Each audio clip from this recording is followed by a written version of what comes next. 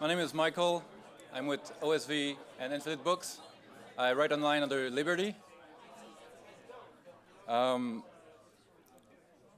think books are special. Books are magic. Books are telepathy, right? You sit down and you go like this for a while, or maybe if you're old, you go like this, and those words are injected in someone's mind. It works across time, it works across space. It could be on the other side of the planet, it could be 100 years from now, it could be on the ISS in orbit, maybe on Mars someday, right? It still works. It's pretty incredible. Maybe you spent 20 years learning stuff, researching, building skills, living your life, and then you polish those words as best as you can. But once you've written them, right, with just a few hours of staring at them, someone else can inject them into their cortex. They can live parts of fragments of your life, like scenes that you've come up with, memories. They can borrow some of your earned wisdom. All of that in the VR of the imagination, right? We're not here because we're pushing paper or counting page views or accumulating subscribers, right? We have to remember that what we're doing is like moving ideas and thoughts and scenes and memories and all that type of stuff. I try never to forget that stuff, because that's the cool part about it. And I'm really glad to be in a room with a bunch of book nerds and idea lovers and my people. So thank you all for coming. The panels will be here. There's another room downstairs with great talks. But we're going to start with an intro by the woman of the hour, Anna. I'm going to be very short, and it's a really hard act to follow, Liberty. Thank you so much. This is such a big day for me. When I was 19 years old and it was time to go to university, I got accepted to the University of Film and Drama in Budapest. It was super prestigious. It's like 3 people get accepted a year, and not every year does this course even start. And I almost said yes. This was my first choice on my university application list, and I couldn't do it. I was standing there at 19, and I realized I don't know anything. I have to go back to the library. And that's what I did. And I went and spent the next 7 years sitting in a library. I did 3 master's degrees. And then when I re-emerged, very moldy, and as you can imagine, the world had changed so much. There were flying cars, the dinosaurs were back. I was like, what happened? And I think it was then when I decided there has to be a better way to keep the active pursuit of knowledge and standing firmly in the course of events somehow together. The people who invent the future, whether there's the future of publishing, the creation and sharing of ideas, or hard tech, medicine, whatever your area of innovation might be, maybe social, maybe political, you have to be combining, immersing yourself in knowledge, and somehow being in a generative, constructive relationship with the world. Interintellect, I started 6 years ago, altogether maybe 10 years ago, and it's this great experiment at creating conversations that create something. They are not an end in themselves. They are an end in themselves in the sense that they are entertaining. They are fun, hopefully. It might be the last thing you do on that day, and then you chill out with your friends. But they lead somewhere. They create ideas, they create books, they create Interact, in some cases, marriages and children. We don't take any responsibility for that, no pressure. So this festival, the biggest event I've ever organized myself, together with OSV's incredible Infinite Books, is the biggest version of this experiment so far, coming together in friendship to talk about what really, really matters to us, which is ideas and books. And we decided the first year to, just invite entrepreneurs, writers, and editors, people who are famously chill about how they like to do things, let them learn from each other and talk to each other and see what happens, see what you guys come up with. Thank you so much for being here. Many of you flew here. This is such a big, big privilege. And great applause also to Infinite Books. Thank you. So we will begin with the readers of tomorrow. All right. Hi, everybody. I'm Tara Isabella Burton. I'm a novelist and a theologian and a culture critic and various other things. But today I am delighted to have with me 3 people that I'm very excited to talk to about the future of publishing, and specifically the reader of tomorrow. So to my left here is Jennifer Banks. All right, we're doing it like that. I love the energy already. Jennifer is the Senior Executive Editor for Religion and the Humanities at Yale University Press. As an editor, she has edited many New York Times best-selling, Pulitzer Prize, National Book Award, National Book Critics Circle Award, and MacArthur Genius Grant Award-winning writers. She is the author of Natality Towards a Philosophy of Birth, an exploration of the political, philosophical, and spiritual dimensions of birth. In the middle, we have Renee DiResta, Technical Research Manager at Stanford Internet Observatory, a cross-disciplinary program of research, teaching, and policy engagement for the study of abuse in current information technologies. Renee researches the spread of narratives across social and media networks with an interest in understanding how platform algorithms and affordances intersect with user behavior and factional crowd dynamics. Her writing has been featured by the New York Times, the Washington Post, the Atlantic, Bloomberg, and the Economist. And finally, all the way on my left, we have Nathan Bastias, the founder and CEO of Lex, a collaborative word processor with powerful AI editing tools. He previously founded Every, was the first employee at Substack, and led product at Gimlet Media. Thank you so much to our panelists, and I'm excited to begin. Now, this panel is called The Reader of Tomorrow. But before we get there, I'd like to start by asking you a bit about, this is a question for all of you, about the reader of today. And let's narrow that down a bit and say, since 2020, since the pandemic, a kind of period that for many people changed our relationship to the internet, to our screens, and to how we think about one another. So I'm curious how, in a couple of minutes, each of you would characterize the reader of today, specifically when contrasted with the reader of, say, 2019. If you actually, I'll say this: if there's another watershed moment in the past 10 years, you think, no, it's not the pandemic, it's 2016, it's Twitter. Feel free to answer that question instead. Who would like to start? I can start from just, kind of a more traditional publishing background. The truth is that I don't know that I can completely answer that question, partly because as a publisher, we don't have a ton of information on who our readers are. Because so much is sold through Amazon now, we used to be able to see our books were going to this bookstore in this city and, make some guess about who was buying those books in that location. We can't really do that. We know who are reviewing our books. We know who's talking about our books. But, we had the last few years have been better for us in terms of overall sales than 2019. So I would say people are still reading fairly high-level books that Yale Press is publishing. It seems fairly consistent to me. I think some of it is that because we're a little bit at the far end of the spectrum in terms of what we offer in contrast to what's online, let's say. I think there seems to be from what we see, a kind of steady market for our content. And we don't try to compete with like someone's Substack or someone's Twitter feed. Yeah. Thank you. I guess I would say the thing that came to mind when you said that was grazing in gated pastures, right? Meaning you have a kind of a corralled view of what you're going to consume. And it's in part because it's mediated by what is pushed to you. And when so much is pushed to you, you're not really incentivized necessarily to go outside of the pasture to find something because you have this green field more than you could ever hope to consume. And so in the pandemic in particular, the phenomenon of like doom scrolling. And you could do it on 20 different platforms. You didn't have to limit yourself to one, right? And so there's so many different types of media that are available to you besides books. I know for my personal experience as a constantly online person, it was actually writing my own book that made me go back to reading long form really in depth, right? Feeling like I had to actually have a very, very, very deep, solid knowledge as opposed to a surface level knowledge. And so I don't know that you necessarily need that to participate in the discourse today. And so I think a lot of people are consuming more around this is what I am interested in, and you are in a sense reinforcing the gates on the pasture by engaging around particular topics and having more of that pushed to you. Yeah, the only thing I'd add is, of course, in the past year or two, we've seen such a huge shift towards reading text that was generated by an algorithm versus a person. Sometimes it's complementary. Like I'm reading a book, I'm like, what does that mean? What's that reference? And before, maybe I would Google it, but like that was hard, you know? So it's not always worth it. I'm like, let that one go, you know, and just keep reading.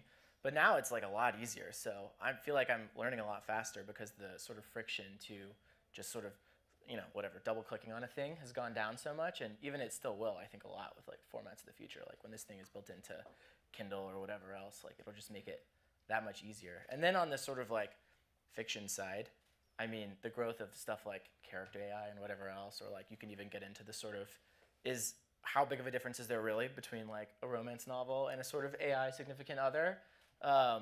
This is taking up a huge percent of attention where people are looking at text.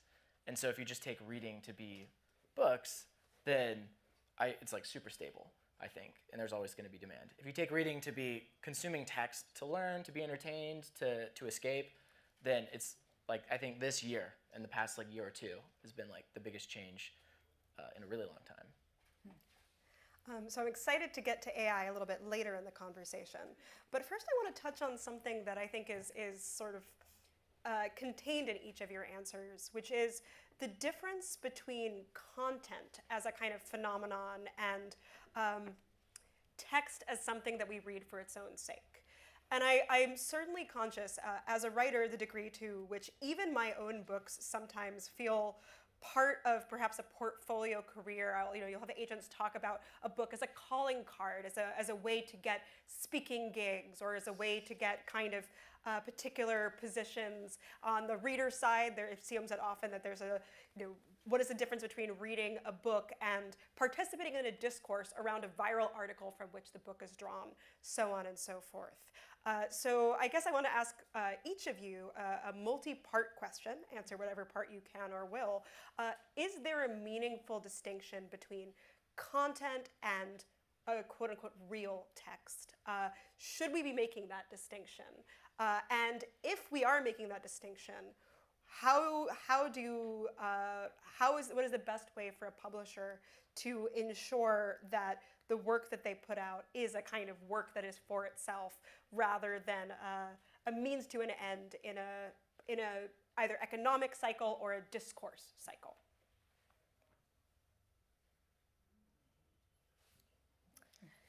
So I write, I'm relatively new to academia, kind of got into it by accident, and I started writing a lot of academic papers, and I actually really like them from the standpoint of like, I feel like there's an order to it, right? There's an elegance, I'm gonna make a rational argument, I'm gonna prove it, and then like 6 people are gonna read it, right? It's gonna be gated behind a paywall, nobody's going to understand it, and it's a moment in time. It's a snapshot of work that I did for 6 months, maybe a year.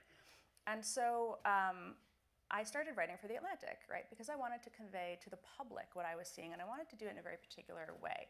I wanted to get away from the empirical work that I was doing, which I think is actually the important part, if I'm being honest, but that's not how I make other people see what I'm seeing. I have to tell a story to them. And so I got really interested in the idea of how do I convey an academic insight in a narrative form. And I really liked that from the standpoint of like, I feel like essay writing, again, you're only asking for people's attention for like 1,500 words. And then when I did a book, which comes out June 11th, this is my first trade book, I had this oh shit moment where I was like, how do I like take the empirical, but like carry a through line through for so much longer, whereas the essay is gonna have the discourse, I'm gonna get the point across, I'm gonna engage with the public in that way. What is the point of doing the book? And the honest answer for me was to draw a through line over multiple years. To like, because I do feel like one of the things that happens in the way we consume information today is it is very gated, right? It is very time bound. We think about an essay, you're the main character of Twitter for like, 15 minutes, and then the world moves on and you forget the thing. And so if you want to draw that through line, how do you do it? That's where I feel like the value of long form and books are. But again, I really don't know. I really don't know what the value is, because again, I feel like in the immediate term, shaping the discourse through the moment is possibly much more impactful. I'm curious what you mean by for its own sake. That's something, let's put it this way, that the experience of reading a text is hypothetically, and you might disagree with me or disagree with this sort of stance that I'm taking for the purpose of argument, that there is something to reading a text that is a relationship with what is present there, that is not about a means to an end, not about what it signifies. It's not the equivalent of a New Yorker tote bag, say, where I'm reading this to be the sort of person who reads that on the side of the reader, or I'm reading this to participate in the discourse and know what everyone is talking about on the side of the reader, or on the side of the writer. Well, it behooves me to take this particular stance because I know I'll get clicks. And I think it's fair to say that any publishing industry of any time, I think, is always subject to those pressures. I think probably betraying my own philosophical biases here, all forms of human interaction are subject to these pressures. At the same time, it does seem that the attention economy does incentivize, in many ways, books being kind of things that perhaps are talked about more than they are purchased more than they are read. Right. Such that one could have an entire discourse cycle about a very successful book where what is actually contained within the book itself, as opposed to, I don't know, tweets about the book or things that the author said that got captured on YouTube, are the sort of main subjects of the discourse, and what is actually there is outside of it. Got it. Yeah, I mean, so the question is basically like, ought we distinguish the content from what is in a text that we sort of prize or want to hold on to, especially as so much of the publishing industry does seem to be geared towards new ways of delivering content. Sure, yeah. I mean, for me, that feels like sort of personal, right? Like, it's something matters to you because you read it. Doesn't matter necessarily who else cares about it in the same way. It's just what it said to you, how it changed you, how it changed the way you think. And I think it's really hard to build. This is the unfortunate thing about the past. Now I'm working on a software product. Before that, I was working in a media company. You go into it, you say this thing, you love it, it means a lot to you, it's really personal. Sometimes it works really well, sometimes it doesn't. And how do you sort of find the right balance between, well, we have to keep paying the bills, we'd like to grow, we'd like to have more resources to do things that we think are even cooler. It's not always just about growing the business, it's about having resources to do cooler sort of art, right? And to just even feel more secure in your ability to do art, even if it's at the same scale that you already are doing it. But it's inevitable that you start thinking about how is it going to land? How do we sort of package it in a way that works, right? And it can for sure be, I think, it can be, I like hesitate to use this word, but like corrupting in a way, right? Because if your goal is like to say something that's meaningful to you, then like who you become sort of can change if you get super oriented towards making a number go up. And it's really subtle and insidious, and it's like it starts to happen to you without even realizing it necessarily. So yeah, I don't know. That's no answers really. Just more like, yeah, I feel that, I guess. Well, I think back to maybe 2008 or so as ebooks were taking off, and there was just all these conversations in the book publishing industry, like about the end of the book and all this anxiety, and of course it didn't end, and we just had to change a little bit of what we do, but basically books stayed fairly constant. It's long form content that a reader has to spend hours with to absorb all of, and it's that like long sustained one-way conversation between the author and the reader. That's the same. So we now have, audiobooks, which is a big major development. That's taking off. It's a big change, but it's still basically that same sort of content. Significant that it's now delivered orally rather than in print. Ebooks, same kind of different format, or different, delivery, but still long-form content. And so I really believe that,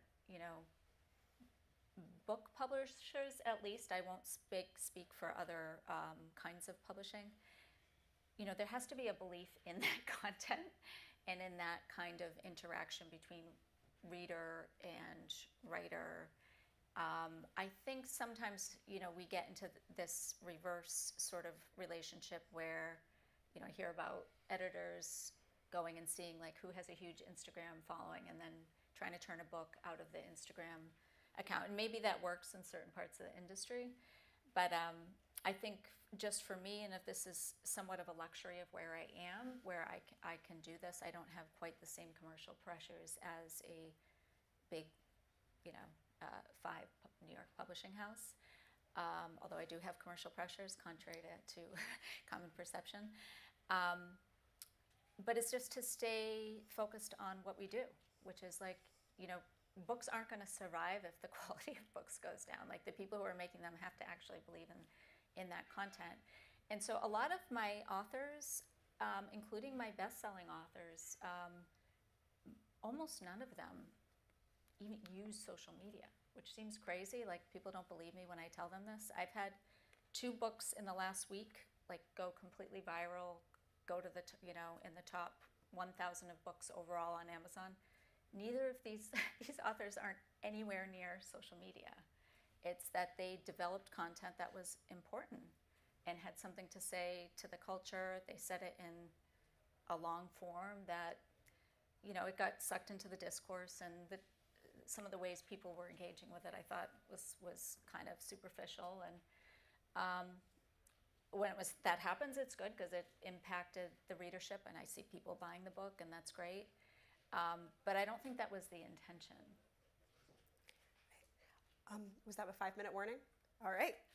In which case, I'll jump ahead to the question of gatekeeping and its relationship more broadly to the question of authority. So I think that one way that the kind of digital revolution has often been coded as moving from a sort of the authoritarian structure of the top down, once upon a time people told us what to think, and now the internet is sort of this democratic paradise. It's what you find in, for example, John Perry Barlow's Declaration of the Independence of Cyberspace. That said, I think we've seen, particularly as there's more and more capture by particular apps with particular algorithms, that's not always unambiguously the case. So I'd love to hear about what where you all see the sources of authority or the sources of gatekeeping in publishing today, if not in the sort of stereotypical editor at FSG or what have you. Yeah. I mean, I think a big part of that is what people can comprehend in 5 seconds. There's only certain ideas that fit that mold. And sometimes you can use that hook to it's like a Trojan horse for more meaty ideas. But, you know, if the old gatekeeper was like an editor who made a decision, the new gatekeeper is just what fits in people's minds in 5 seconds, that they can see a tweet and be like, oh, I want to learn more about that idea. Just not all good ideas fit that shape. And so we have a market that selects for that, and so that's what we get. Yeah, it's like the algorithm is the gatekeeper now. But the algorithm's a reflection of our mind. Yeah. So I think that, but I do think the mind is a real limiter. Like, it's not like, oh, this glorious free thing. It's like, well, people have a bunch of ideas in their heads currently, and whatever kind of takes 3 things and puts them together in a novel way that's like sort of current and feels like obvious enough of a smack in the face that's like it gets your attention, like that's the sort of opportunity space of like whatever the adjacent possible for things that can take off with the algorithm. And it's like, I do think it's not neutral, for sure not, and there's a lot of thumbs on the scale, but I do think that it's more a reflection of just the limitations of like what people are interested in, I guess, at any given point. I write a lot about influencers. I actually spent a bunch of time on this in my book. The influencer as gatekeeper, reason being that you've sort of opted into following a particular person. This trains the algorithm to show you things that are like it, but you're also very much seeing content from that person. And more importantly, you have a sort of relationship with them, right? They serve as a curator in a sense, or for many people, an avatar of what it means to be of a particular identity or a particular belief structure. This is the sort of idealized form of that. And so in that context, there's some really interesting work that goes into how influencers actually serve as the gatekeepers of ideas, because they determine whether they move something through or stop it when they see it. And so when you see a group of people talking about something on social platforms, it's the influencer that actually determines whether it's going to get the lift that then it's going to feed the algorithm. These two things are not separable. And I think one of the facets of the discourse about social media algorithms that has actually been completely wrong over the last 5 years is the use of "it went viral" and the passive voice. It did not go viral. People made it go viral, right? People provided that initial lift. And so it's actually the influencer that serves that role in a lot of ways, that actually carries it through and becomes the conduit for everything from ideas to behaviors to what it means to be of a particular identity. So I think that sort of under-examined figure, if you will, actually the relationship between influencer and algorithm serves as as a gatekeeper right now? Yeah, in terms of editorial acquisitions, I think I hear about editors using different kinds of AI to make decisions about what they acquire. I haven't done that yet. There could be a point in the future where AI makes better decisions in terms of more accurate in terms of the market. I don't personally think, I'm not sure that will be a good thing in the long run. It seems like it will just reproduce what we've already seen on some level, what it can predict, and have less room for things that haven't been out there before. Does seem like we want a human in the loop. Okay. Yeah. With the last minute we have, I'm going to be blunter than I would be, Nathan. Nathan, defend AI in creative writing. Defend AI. Someone, It's good. Tell us about Lex. Why is it good? And I think our instinct is to be suspicious of it. I think Sure, many in yeah. the room. Tell us why we should be less suspicious. Suspicious how? Like, what's the suspicion? That there is something about the reality of an engagement with an author being lost in the reading experience if the author is a machine, so to speak. Oh, fascinating one. Well, I don't know about that. So, like, I am building an AI tool that helps writers think more deeply about what they're writing, because it's like, whatever. It's always great to have new perspectives, to be challenged. AI is actually great at challenging me, and I find that I think through what I'm writing more deeply when I actually use it. So there's different ways to use it. You could use it to, like, generate some, sludge, or you could use it to, like, make your okay thing, like, really well considered. And so that's the tool I'm building. So, but I also think separately, like, we're getting a test for the first time, like, really in human history, if art is more about the experience of the artwork itself or about some sort of connection with an artist and the story of the person who made it. So we have, like, these music generators now that are generating, like, passable pop songs. Like, are those going to go on the radio? Are they going to get stuck in people's heads? Are they going to chart on Spotify? Or does the fact that an algorithm make it sort of, just make it more ephemeral, make people care about it less? I don't know. It'll be really interesting to see. It's going to happen over the next, 2 years. All right, we'll come back in 2 years and have some results, or at least some view on whether it worked or not. Thank you all so much. I think we're getting kicked off the stage, but it was a delight. You want to unplug this? Yeah, that part was unclear to me.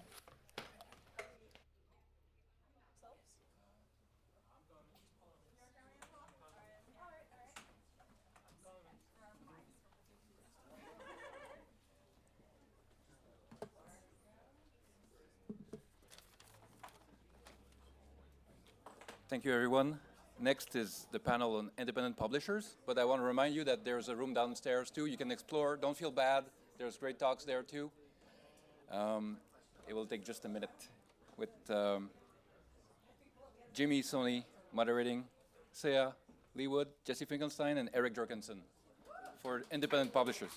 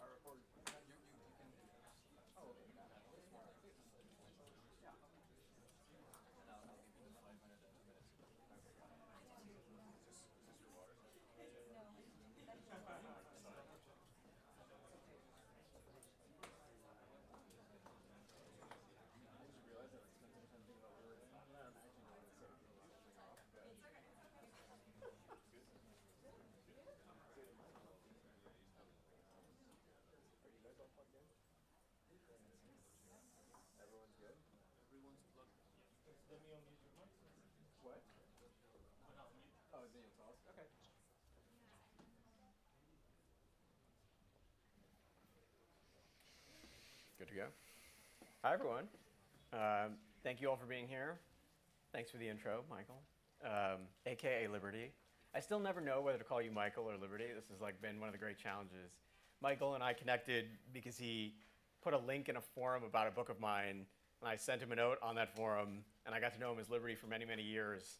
And then when he joined O'Shaughnessy Ventures, he was unmasked as Michael, and so I've struggled whether to call him Michael or Liberty.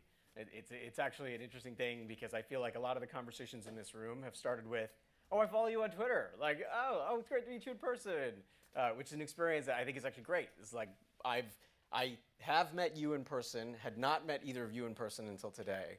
But in any case, we should get going. We don't have a lot of time.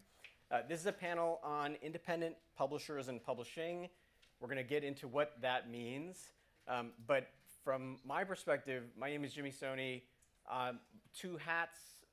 One life I have as an author. I wrote a book called The Founders. It was all about the creation and origin story of PayPal. Did another one called A Mind at Play that was about the life and times of Claude Shannon. In a room like this, I can say Claude Shannon, and there's actually like nods that recognize who he is, which is pretty cool. I have to just sort of confess something, which is I've known each of these people for a while now and worked with them in different capacities.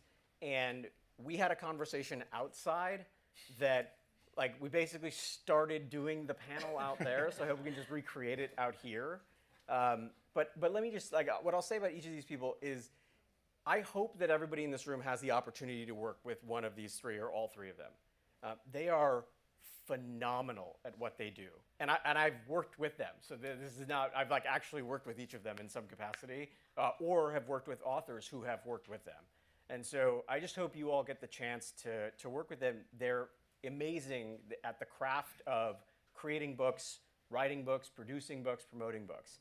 And for me, so this is for me a chance to like let them share their stories with all of you. So with that, what I thought we would do is just sort of go in order. If you could just introduce yourselves, tell us how you got into the business of book publishing and what your specific company does. And Saya, we can kick off with you. Sure. Hello, my name is Saya Wood, and I'm the founder and creative director of Otterpine. Otterpine is a full-service independent author support agency that specializes in high-quality print books and bespoke customized publishing plans that tailor to an author's specific values, goals, and budget. So a lot of our authors tend to be those who want to work outside of the machine of the publishing industry in some way. So think about an author who wants to create an atypical sales model or build a sales platform that isn't based on Amazon. Or an author who wants to have a rights reversion project and bring their book back to life from the publishing graveyard. Authors who want to create a really high quality, bespoke, beautiful, will last forever, a hardcover book that they could sell at a premium to their super fans. Authors who donate all their profits to charity, and so on. And for each of these authors, we partner with them through the publishing process. So publishing a book, as we all know, is 3 marathons. You have to write the book, you have to produce the book, and then you have to promote the book. So we really aim to treat every single book like it's our own and help authors and put the authors first. Like, what are their values? Do they have to work within the mainstream of either the traditional or the indie publishing industry in all its definitions? Or can they push outside that in a world that is where technology is advancing, where there's a lot of ways to do this, where they can even embrace the old. So that's the work that I value the most. And Otterpine has grown from really the needs and values of one author at a time. And all of them have pushed boundaries in some way. So it's been really exciting work. And just to brag for a second, because I know you're not going to do this, but for those who have read Derek Sivers, I think you're his exclusive partner for all publishing. Yes, Derek, if you're not familiar with Derek Sivers, definitely go and check him out. His books are definitely boundary pushing, and the way he's selling books is also boundary pushing. You can go and buy his book in 12 plus languages, and in all platforms, all forms of the book for just $15, and then he sells the hardcover linen case-bound stamped book for just $4 each. So it's an atypical sales model. And you know, we have authors too that want to do something crazy, like they're writing a book about being offline for a year. So we're going to explore if we can sell the book offline. And there's actually a publisher who does this called Analog C, where they're a completely offline publisher. So there's ways that you can kind of embrace the new and understand that it's always shaped on a value system of an author, the value system of a publisher, the value system of the reader. And those things should, you know, the indie publishing industry allows you to kind of look outside the norm and build what is meaningful to you, and then sell that or provide that to readers who care about similar things. So thanks for that, Jimmy. Jesse? I just want to work with Saya. You'll hear the Well, news I want to work tomorrow. with Jesse. I'm jumping ship. I think there is a lot of alignment. I think in our philosophies as we approach publishing from a very author service mindset, and I think that's true of all of us on the panel. I grew up in Montreal, where you're living in between languages, between cultures all the time. So the idea of how does something translate, both literally but also culturally, really lived large for me. And so from my perspective, I went into books thinking very meaningfully about that. How does our literature shape our culture and our reflection of ourselves? And so I went to do a master's degree in publishing. That's what took me to the West Coast. And when I was doing that, I ended up becoming fascinated with the author contract. So super nerd alert. I wrote my thesis on the author contract and thought, at least in English language publishing, it can be quite disempowering to authors. Traditionally, contracts tend to be, all-encompassing. And I found, in my experience, as I started working in the traditional publishing industry, which I did at firms of different sizes and shapes for about 15 years, the idea of the author relinquishing their rights and therefore strategic control and ownership of so much of the project to the publisher in that way always sat with me. So when I went to co-found Page 2 with my business partner, Trina, at the time, the term hybrid publisher, really indie publisher, that wasn't really a thing. It was now about 12 years ago we started thinking about it. We just thought of a model in which we would be in service to the author. So abandoning the licensing model, thinking about how we apply a service model to publishing in order to innovate within that landscape, and how to put the author's own goals at the center, and be in service not just to the market, but also to the author. So we've built, over the last, more than a decade, we've built a company that serves people who are conversation changers, authors of nonfiction who are writing work in order to further their own, amplify what they do in the world. And we do it in a way in which we bring to bear, the aspects of the traditional publishing model that we feel can really serve the author, like great distribution through our distribution partners. But at the same time, we're able to do it in a way that fully empowers the author to make the strategic decisions, to retain creative control, and to really partner with us meaningfully in planning of the strategy and the execution. So that's it in a nutshell. Eric? My name is Eric Jorgensen. I have very recently become the CEO of Scribe Media, which is about a 10-year-old company that's published about 2,000 books for 1,000 authors over the last decade. It was founded by Tucker Max and Zach Obrant. Tucker, of course, like 4 or 5 times New York Times bestselling author. But my pathway here was really as an author. I sort of somewhat accidentally wrote a book and then published it with Scribe. It has now sold 1 million copies, and I was like, oh, I better go write another book. That was an unexpectedly amazing outcome. So I started working on a second book and was in the midst of publishing that also with Scribe when Scribe went through a bankruptcy transition, and I was just a really happy customer with them, and I thought that the model that we all represent and that Scribe represents is incredibly important to the future of publishing. I think authors absolutely need a really high quality, high reputability channel to retain all their rights, all their royalties, and all their freedoms. Because there's a lot of reasons to publish a book, and not all of them are prestige, not all of them are maximizing book sales. And that tends to be the authors that we support. Either authors who know they're gonna write a banger and they want all the upside, or authors that know they're not gonna sell that many copies and they're perfectly okay with it. So I became CEO after that transition, just trying to save the company and keep it afloat. And I feel a little like Ted Lasso at the moment, where I kind of know that this is a sport, and I've like seen some of the plays before, but I have a lot to learn from the rest of the industry that's here, and I'm just excited to kind of be a part of it and contribute however we can. Amazing. And if you have not, although I suspect most in this room have, looked at, gotten Eric's book, The Almanac of Naval Ravikant, has earned kudos around the world, and justifiably so. It's a wonderful book. So we can go in any number of directions, but I thought the place to start is actually like, I didn't pick the name of the panel, but I do think the name is interesting. Independent publishers or indie publishing. Like, I don't know that there's a dependent publishing, right?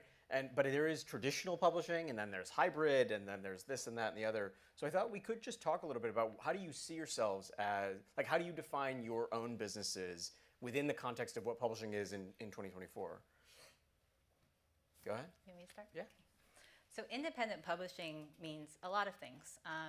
The definition is vast and it's always transforming. There's a lot of models to publish your book, and all those pathways are great because it makes the publishing industry and publishing a book for authors more accessible.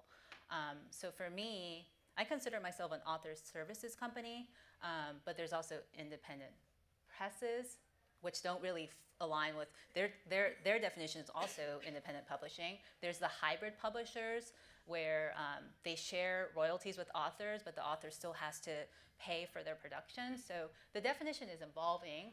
I think the three of us on this panel are all author services companies. We don't take royalties from our authors. The simplest way I think I would define it is we're not the big five, because there's not even any medium publishers anymore because they always get purchased by the big five. So the small presses are all kind of part of the independent publishing world. So that's how I would define it. And really, it's all about author-centric. I think the independent publishing world is more malleable. You can adapt more to all of these challenges and challenges that we're facing with AI and sorry, I didn't think I was other, but I am. And it's more adaptable. So I think it'll be interesting to see how the definition of independent publishing continues to evolve over the next 5, 10, 15 years, because it's going to change. I think that the three of us sitting here and all the author publishers out there are going to be more able to dance with the change and experiment with the change. I think this is actually, not to kind of preempt you or to take over as Go wherever. moderator, but I think this is actually an answer to another question you were thinking about putting to us, Jimmy, which is about what excites us the most right now. I mean, this is it. It's the fact that we don't even quite yet have definitions for all of these things. And I think the fact that people are just choosing to forge ahead and be very entrepreneurial in how we think about the publishing world is very exciting. And it does, I think, make room for a lot of diversity within the industry that we can lead at this level. So just kind of picking up on what Saya is saying, I think there's only positive things that can come from that level of exploration. What about you, Eric? I would love for this moment to be the beginning of rebranding traditional publishing as dependent publishing. Yeah. It works for me. I would say, too, that, so I'm putting my author hat on. The way I think about it is that I could go to my most passionate readers and ask them who my publisher is, and there's not a single one that would know. Right? Like, how many people in this room have looked at the spine of a book and seen Random House? And I was like, I had one bad Random House experience. I'm done. Like, you're actually like, you are not buying in general. Not that I think Stripe Press might be an exception. Like, I think there's a couple of other exceptions, but I'm not generally looking at what a publishing house is putting out, at least with the big five, right? And so there's a world in which I actually think you all have serious strategic advantages against some of the big publishers, because I think they think they have more of a brand moat than they do, right? I am somebody who's done, at this point, all of my books with traditional publishing, and I'm not going to do my next projects with traditional publishing. There's just, because I'm not giving up 85 to 90% of my royalties for very little benefit on the other end, right? Just to be blunt about it. I mean, I imagine a few people in this room, in fact, I know a few people in this room have published traditionally. I don't know that that model is going to make sense over the long haul. Well, Jimmy, I think that's where the diversity question also plays a very significant role. So for example, at Page 2, we have a lot of Indigenous leaders who want to publish with us because it's critically important in a world in which their own voices have been, well, taken away or they've been ill-represented. Other people have told their stories, and for them, it's very important that they get to tell their story and to have final say on exactly how it's told and how it's done and published. That's not exclusive to that group of leaders and authors, but it's something that they're telling us is critically important. So often, when people come to Page 2, that's like a conclusion they've already come to. I'm not interested in engaging in relinquishing my rights and my creative control. In some ways, I think we could define independent publishing as a platform for authors to play whatever game they want.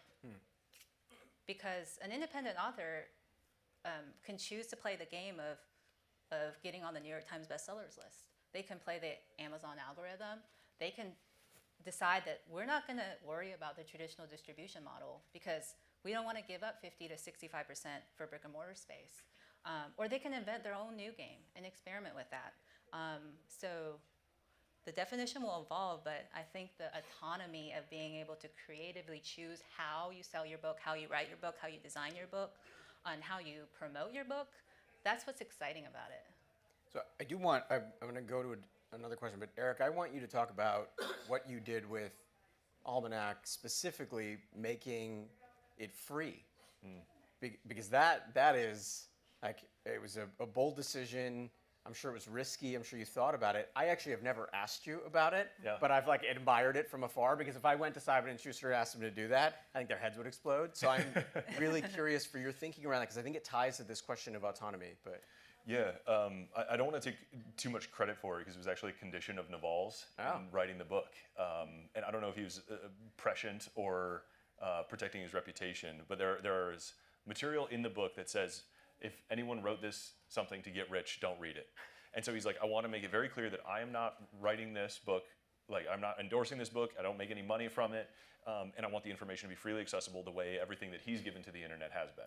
So he's like, I will grant you the rights to do this, but I want you to make all the digital versions available for free, and the rest is yours. I was like, okay, great. So we've given away PDF, EPUB, Mobi, all of the digital, like zero margin things that we can. The audiobooks available for free as a podcast. And I didn't know what the results of that were going to be. And you can't run the counterfactual, but I know that there are people all over the world. We've had millions, probably 4 or 5 million downloads of the free editions, and still sold more than 1 million copies of the book across all forms and languages. Wow. So I can't imagine that it's anything other than a tailwind. And I've seen numbers of people who start and download and begin a free version and either love it or gift a physical version to somebody else, or eventually buy their own.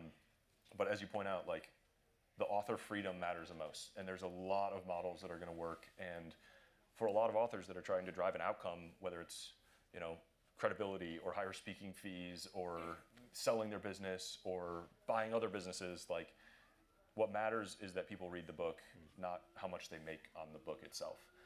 So I think we're going to see a lot more creative use of different formats in the future. So now to like sort of argue the opposite, right? If I were going to go the other direction, what I would say is freedom matters, and I'm somebody that like biases in that direction. But there's value to constraints. There is value to, if someone were to ask me, given all your critiques about traditional publishing, what is the upside? What I would say is, one, when you sign a contract and get money, you suddenly have like a real incentive to get things done, right? And it's a little scary because the contract is long and it's somewhat impenetrably written. So you're like, oh, I got to do this, or something bad's going to happen. They're going to knock on my door, like the publishing Stasi are going to like come find me. Sounds like a real pro. I can't believe you don't want to do that again. I know. But the other is that there are benchmarks, and then I will say that on the copy editing side, not the editing side, but on copy editing and quality control, I did find like fastidious editors, like editors that, I mean, it's like beautiful mind level, like finding of errors I had and different things. And so I'm curious, like in your respective domains, how do you manage autonomy against quality? Like, is it all on the author, or have you figured out some system by which you can preserve the quality that traditionally published books still have in some cases, while also respecting the freedom that authors need to do what they need to do? Quality is everything at page 2. That's, we center everything around that principle because we know that the people who we want to serve they're operating at that level in everything else that they're doing. So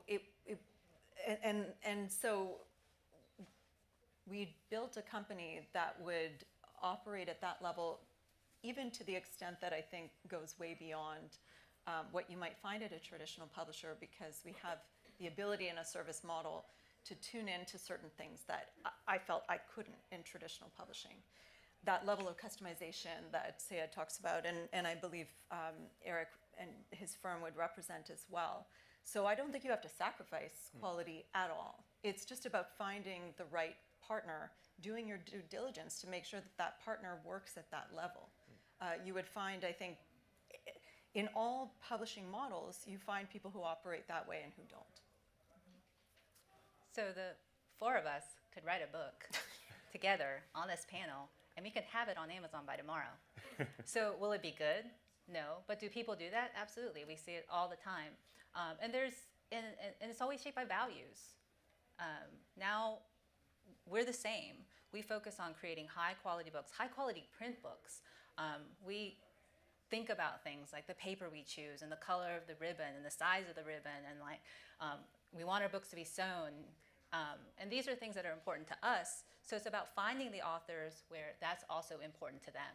Because indie publishing and self-publishing, the quality spectrum is vast. Yeah. And we want to make sure that the indie publishing definition doesn't just turn into a thing where you can have a book out really easily, quickly, and fast that's cheap. And while that's accessible and good for a lot of people, it's always going to be shaped on, and I'll say it 100 times, what people care about and what readers care about. So, Eric, what about you? I've forgotten the question. The quality versus speed. Quality versus speed, I think you always have to scope to quality first, because books are a power law outcome situation. Like, as you say, you can publish as many times as you want. I spend a lot more time pushing back on authors about their desired timeline than their desired level of quality. So they always want to say, like, can we get this done in 3 months? It's like, nope, it takes 6 to do it right. Like, what if you could do it in 3? It's like, well, then it would be shitty and we wouldn't do it. And the line that we use a lot is like, we will hurt your feelings before we let you publish a bad book. And a lot of times that involves highlighting that quality speed trade-off where it exists.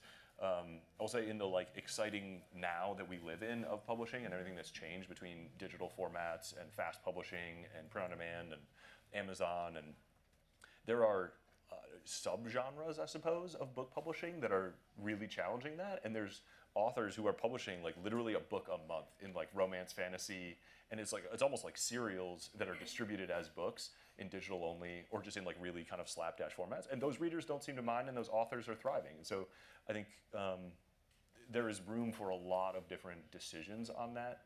But I think in our business, and what our customers usually come to us for is a book that is a representative artifact of their expertise and their level of quality and their obsession with their craft and their world. And in that case, you just always have to push back on unrealistic timelines and say, this book is going to outlive you.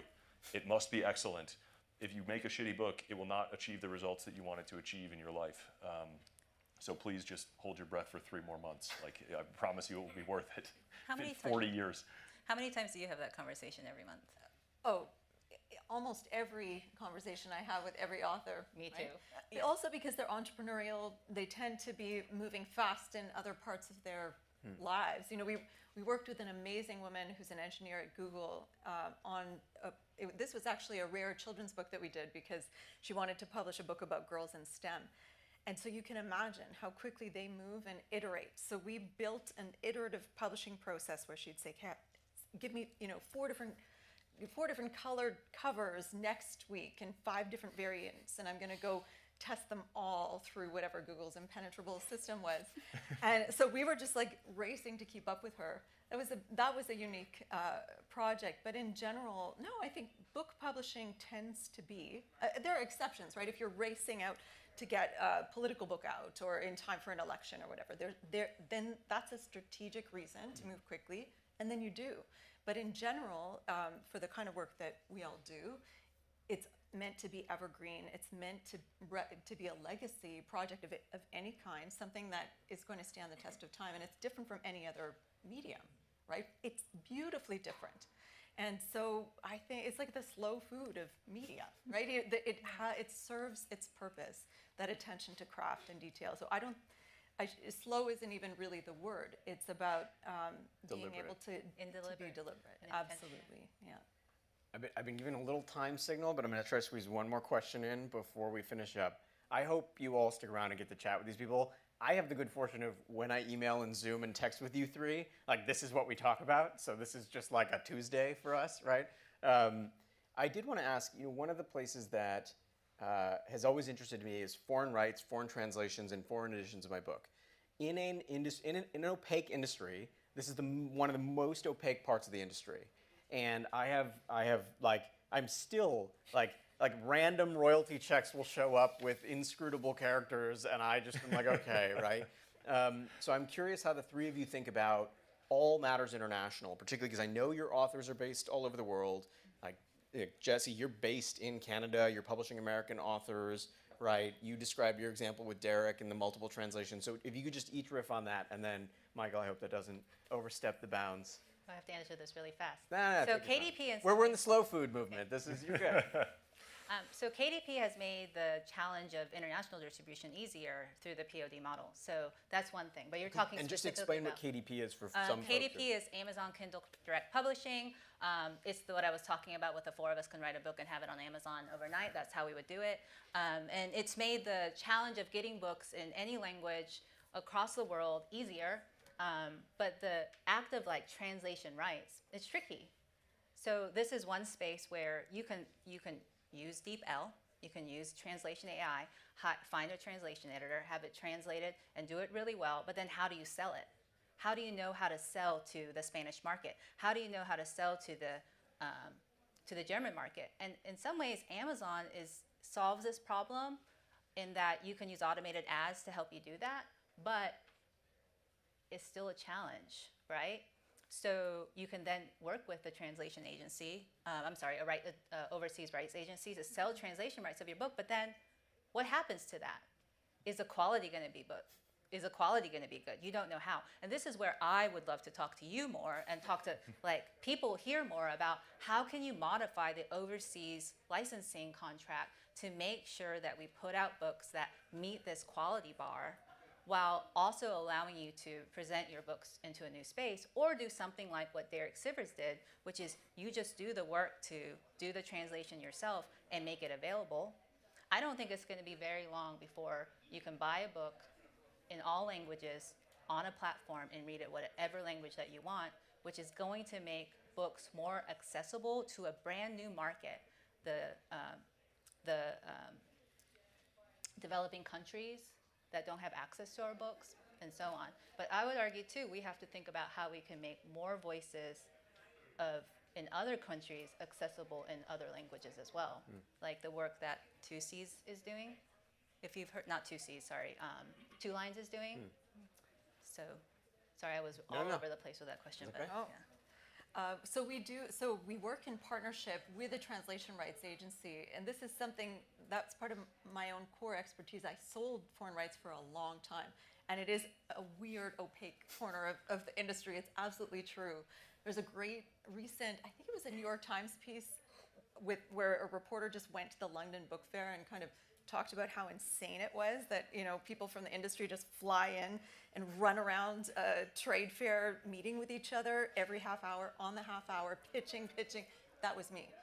The beautiful part of it, though, is that, like you were suggesting, it's very unexpected. The idea of trends, what might seem we take for granted here in North America, or even within English language markets, as being something that's very successful and in demand, can be wildly different around the world. And so that's the piece that if you're getting random royalty checks and deals and offers, take it as a sign of the fact that, in a different market, they've caught up to your ideas. Right. Though I should point out, those checks are, one, very small, and two, it always makes me think of the Seinfeld where like Jerry's getting like royalty checks and he's like super terrific carpal tunnel syndrome because he's like signing like hundreds of checks. Like that's what I always think about. Because you also, the problem is you don't actually get metrics or data on why certain things are performing well. No. But a conversation for out there. Yeah. Eric, any thoughts on international? Because especially because you have 4 million readers around the world, not 4 million American readers of, the Almanac.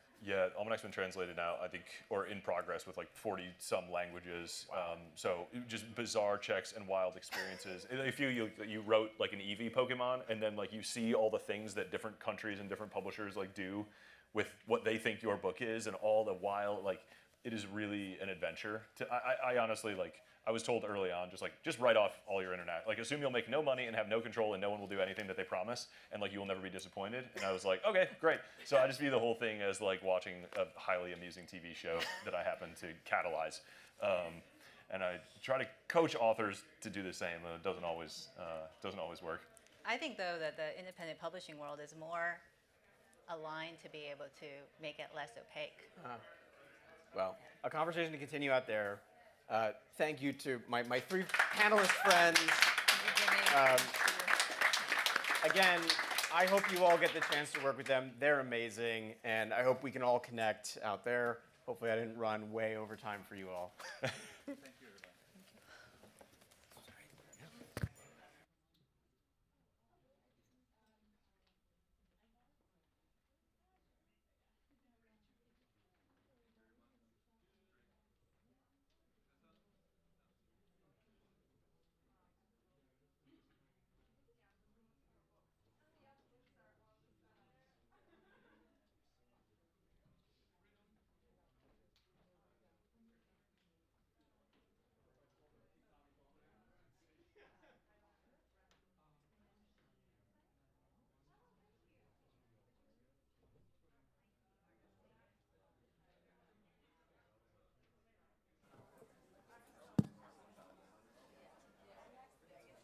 Thank you, everyone. Next, we have Pixel versus Paper. But I'd like to remind you that there's also a room downstairs. Feel free to explore. Don't feel bad. There's great speeches downstairs. This is going to be great, too. So it's an embarrassment of riches.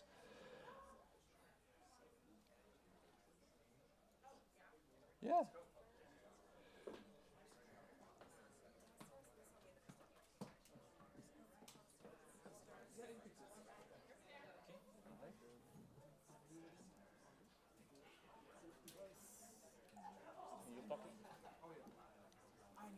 So Pixel versus Paper, moderated by Dylan O'Sullivan.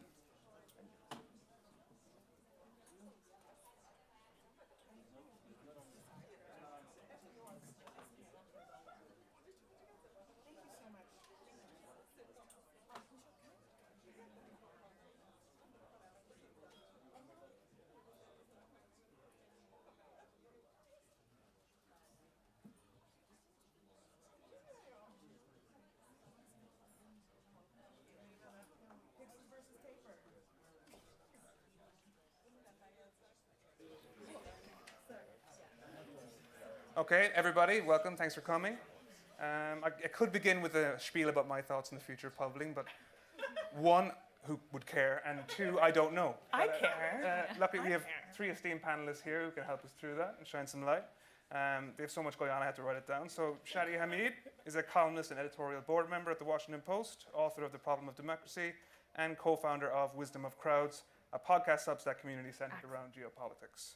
Tamara Winter is commissioning editor of Stripe Press, board member of the Institute of Progress, and columnist with bylines at the Chicago Tribune, A16Z, and the Washington Examiner. And Bria Sanford, editorial director at Sentinel, executive editor at Portfolio, both imprints of Penguin Random House, who has been the mind behind the best-selling books of Abigail Schreier, John McWhorter, and countless others. Okay, beautiful. So Shadi, I'll begin with you. You launched Wisdom of Crowds in 2019. So why? Okay. Why is it working? And why, unlike people like Matt Taibbi, who fully jumped mainstream for alternative, have you decided to keep a foot in both? Yeah, great question. So we didn't really plan it. It kind of happened organically. So me and my co-host, Damir Marushik, we were on a bus with other friends, and people were debating on the bus. It was in Israel, oddly enough. But there were a lot of writers on the bus, and they heard me and him going back and forth. So they were like, oh, you guys should get a podcast. So we took that to heart, and we started a podcast a couple months after that. And at first, it was just going to be something. He's also like one of my close friends, so just something that we would do on a weekly basis, just hang out in his living room and record. But then we started to feel like, oh, we like doing this. We think we're onto something. We have a distinctive premise. So like our whole thing is that we're interested in first principles. And basically, we want to understand why people believe what they believe and sort of suspend judgment and really dive into even bad ideas or reprehensible ideas and just like hear them out and do some kind of steel manning. So we felt that we had something cool there and we had a cool vibe, so we just kept on doing it. And then we also like writing, so we added a writing element to it. And then before we knew it, we were thinking about kind of expanding it and doing more with it. And one thing led to another. So it wasn't like it wasn't well planned. And I think a lot of good stuff in the media space, it's organic, and it should happen naturally. And if you're trying to force something too much, then it may not work the way you intend. So you didn't love Quibi? Oh, what's that? You remember Quibi? Oh, is that the 60-second? Yeah. Thing? The thing you could watch on your phone. What a dumb idea. Oops, sorry. I shouldn't. Maybe there's people who are affiliated. Sorry to all the Quibi fans out there. Yeah. But I guess the reason I wanted to keep like one foot in the mainstream media door. So my full-time job is at the Washington Post. I like to sort of have like two modes of being. And I can do certain things with wisdom of crowds, and I can do other things at the Washington Post. And before the Post, I was at another like mainstream establishment organization, the Brookings Institution. So I've been part of like those kinds of like legacy institutions for a while, and I like them. I think they're important. I think they do good work. When I'm reading news, when I want to understand what's happening, I still only really go to the Washington Post and the New York Times because I know they're at least trying to be objective, even though objectivity is impossible in some kind of ultimate sense, that we're always going to be bringing in our biases into whatever we're writing, even if we're journalists in quotation marks. But at least the pretense of objectivity, the effort at trying to like capture what's actually going on in a particular like hotspot or crisis area, there's something to be said for that. And there's no replacement for it. So people who think that we can just go only into alternative media, I'm very skeptical of that. And I think for people who want to have like big mainstream platforms and reaching not just like ideological niches, the danger with just focusing on Substack, I also have my own personal Substack, and I should say Wisdom of Crowds is hosted on Substack. I love Substack. But when Matt Taibbi or Glenn Greenwald or whoever else, like you're not going to reach out to people who are maybe like not ideologically converted already. And I think the Post and the Times allow for that kind of broad audience that cuts across certain kind of ideological or political silos. So I think it's really important. And so yeah, I've sort of been suspended or in those like two realms, and I think I'm fine with that. There is some tension, and I think sometimes people will be like, well, why does Shadi do all this stuff with Substack when he's like a full-time Washington Post person? Maybe that's confusing to some people, but I want to have the freedom to kind of mix it up and to have different modes. So like when I want to write something very personal that's like rambly and impressionistic, I'll do that with Wisdom of Crowds or my own personal Substack, because that's just not going to fit in the Washington Post. Beautiful. And Tamara, When you pick up a Stripe Press book, you feel like it's meant to be held, and there's a craftsmanship to it. Thank you. Thank you. I agree. So, as an entrepreneurial kind of Gen Zer in the tech space, why have you jumped into an industry that's hundreds of years old? I have to be clear. I am not a Gen Zer. You know? This is stolen valor. Bad research. No, I'm a filthy millennial. Okay. No. I'm a millennial. I'm just a 1995 millennial, which is, I'm a cusper. That's not Gen Z. We could have a whole panel about that, you know? No, I mean, so I don't remember 9/11, but that's because I'm in August. Anyway, whatever. We can move on from there.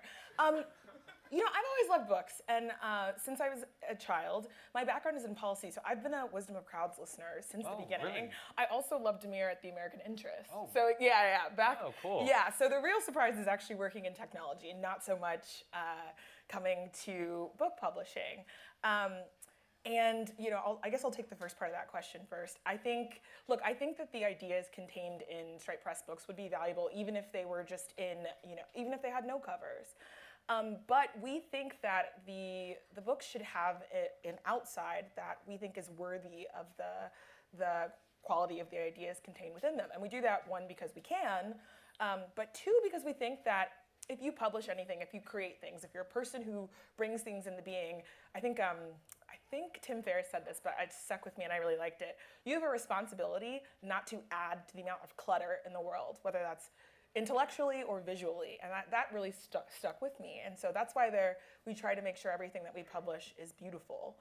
So you actually can judge our books by their covers. But beyond that, I think that ideas are upstream of everything that technologists care about, right? They are the seeds of every institution, every company, of everything.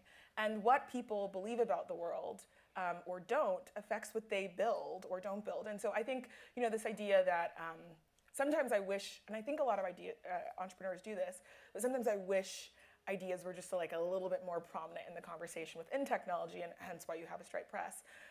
But beyond that, they're the way, you know, the books are I guess the most enduring form of the way that we get to kind of both experience ideas, but also commune with generations, right? So, you know, when you read a book, it's communal. You read it, you share it, you discuss it, and all of these great things. And ideally, the best books persist kind of beyond the life of the writer and beyond successive generations of readers. And so I think in general, it's just about the primacy of ideas. And sort of books are the oldest technology for that, right? Like the best-selling book of all time is what, 2,000 years old? The Bible. So yeah, I think it's not surprising. For me, it's less surprising that I work in publishing than that I'm in technology. Okay, perfect. And Bria, you joined Penguin in 2012, I think. Okay, got that one right. What drew you to editing in the first place? Because 2012 seems like centuries ago in internet years. So I'm wondering, what drew you there in the first place, and how has it changed over the past 12 years now? Well, I got into publishing because my favorite thing is finding a book for the right person and saying, or actually forcing people to read the books that I like. So I thought that I would be a librarian or something, and then it occurred to me that I could take it a step further and figure out which books got made to be handed to them. So out of college, I went straight into publishing. I was fortunate that the timing worked out that I could get a job. I went because I was interested in the word on the page, and stayed because I really, really got addicted to the game of figuring out how do I create a portfolio of books that people want to read. How much money can I spend on this book now for it to be published 2 years later, 3 years later? And I'm addicted to that game now, and it's a lot of fun. Okay, and has it changed a lot in recent years, or is your job kind of fundamentally stayed the same? So, I mean, my job has changed a lot over the last 12 years simply because my type of role changed, so there's that. But publishing has changed. When I started at Penguin, it was not merged with Random House. We were publicly traded, which meant that the publishing model for us was very different than when we became privately owned. Ebooks were the thing everyone was scared about. These days, we don't really think about ebooks at all. We're not working on enhanced ebooks, which we were when I started. Audio's the big thing that we're trying to figure out. Cost of goods was different. The financial challenges were different. People bought books differently. They were buying front list mainly. Now they're buying backlist mainly. So there's been a lot of changes across the industry and the market.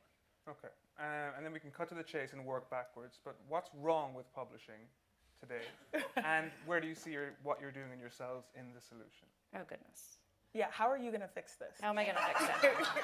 That's to everyone, so Tamara, All right. you can prepare your questions Yes, quickly as well. she's going to fix it. So there are several challenges. I think there's the kind of expectation that the first thing that I personally will say is, well, there's a kind of ideological narrowness in traditional publishing that does exist to some extent. I don't think that's necessarily the main problem, but that has been a challenge over the last few years. There's the challenge of trying to figure out, I mean, I think the biggest challenge every traditional publisher is facing right now is what do we do as cost of goods have been rising dramatically. And I think the solutions are not always the best, where those solutions are let's cut costs on our paper, let's cut costs on the production, let's cut costs on our marketing. I think that's a really poor solution.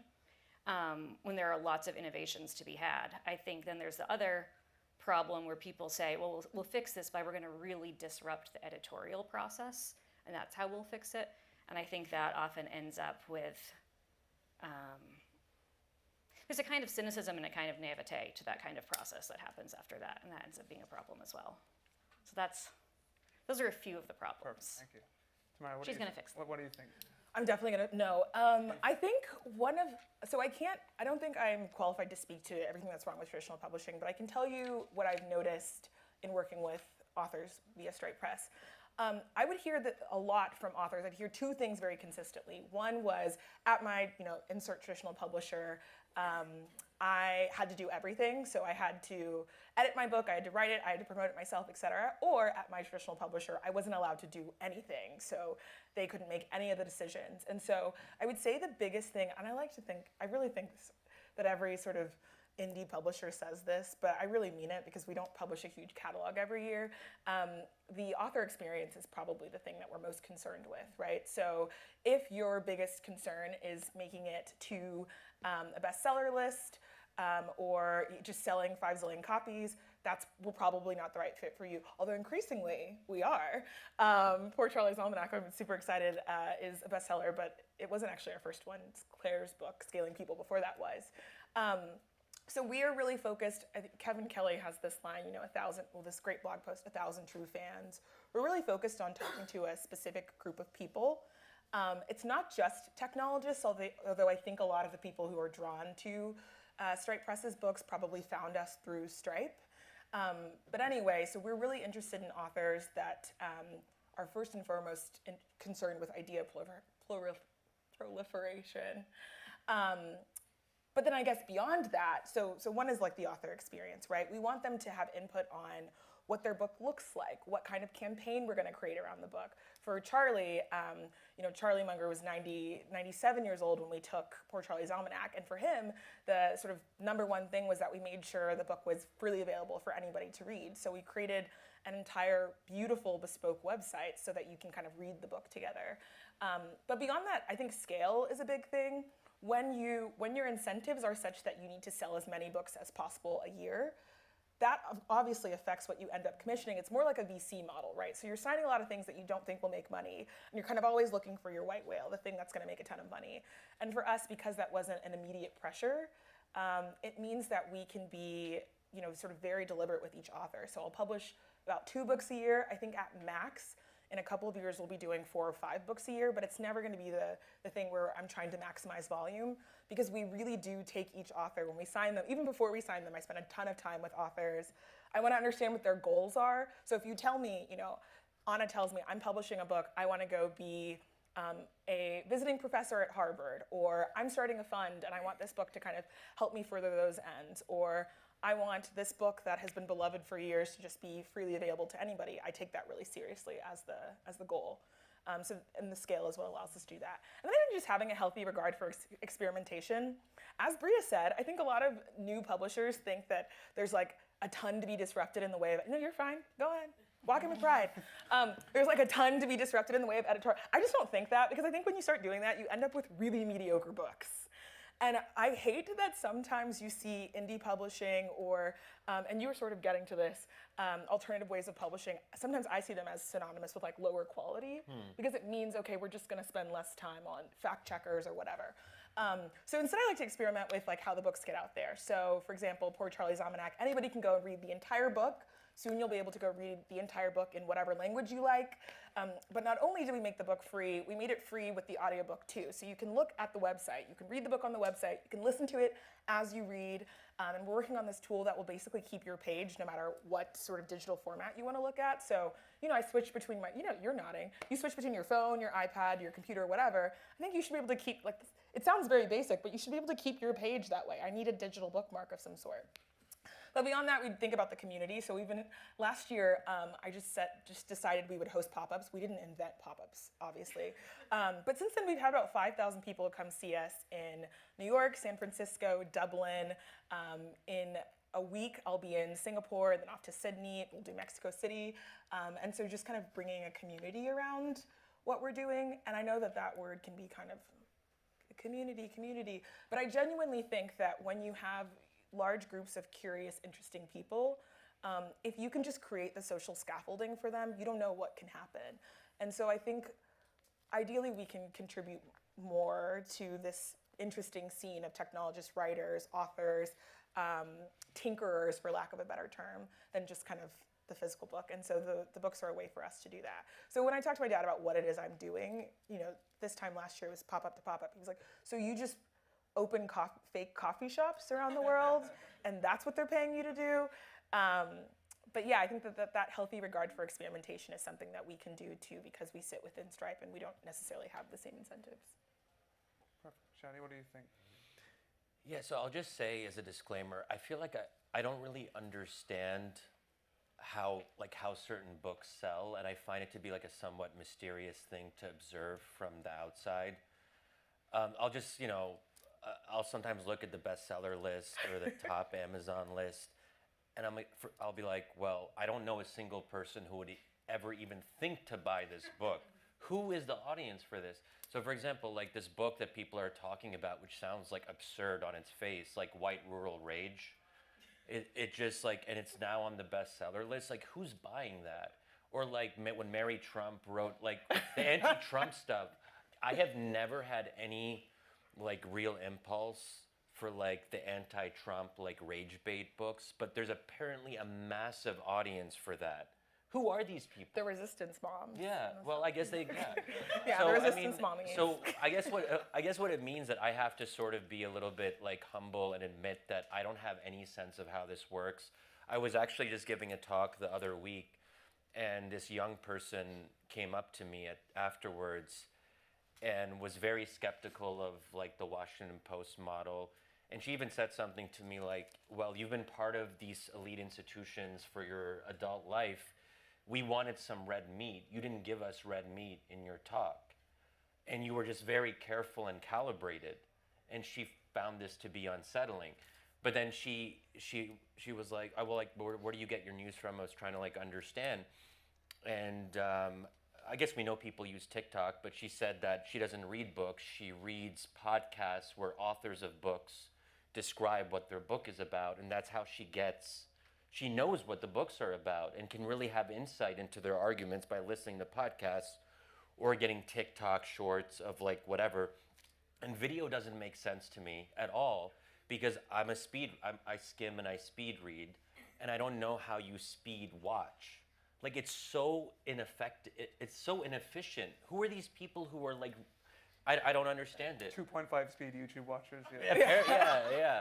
But it's just to say that I think that there's like a lot of, like, I don't know where I'm going with this except to say that I'm confused by like which publishing models work and which don't. I have a book. I also write books, so I've gotten a sense of like how different publishers work.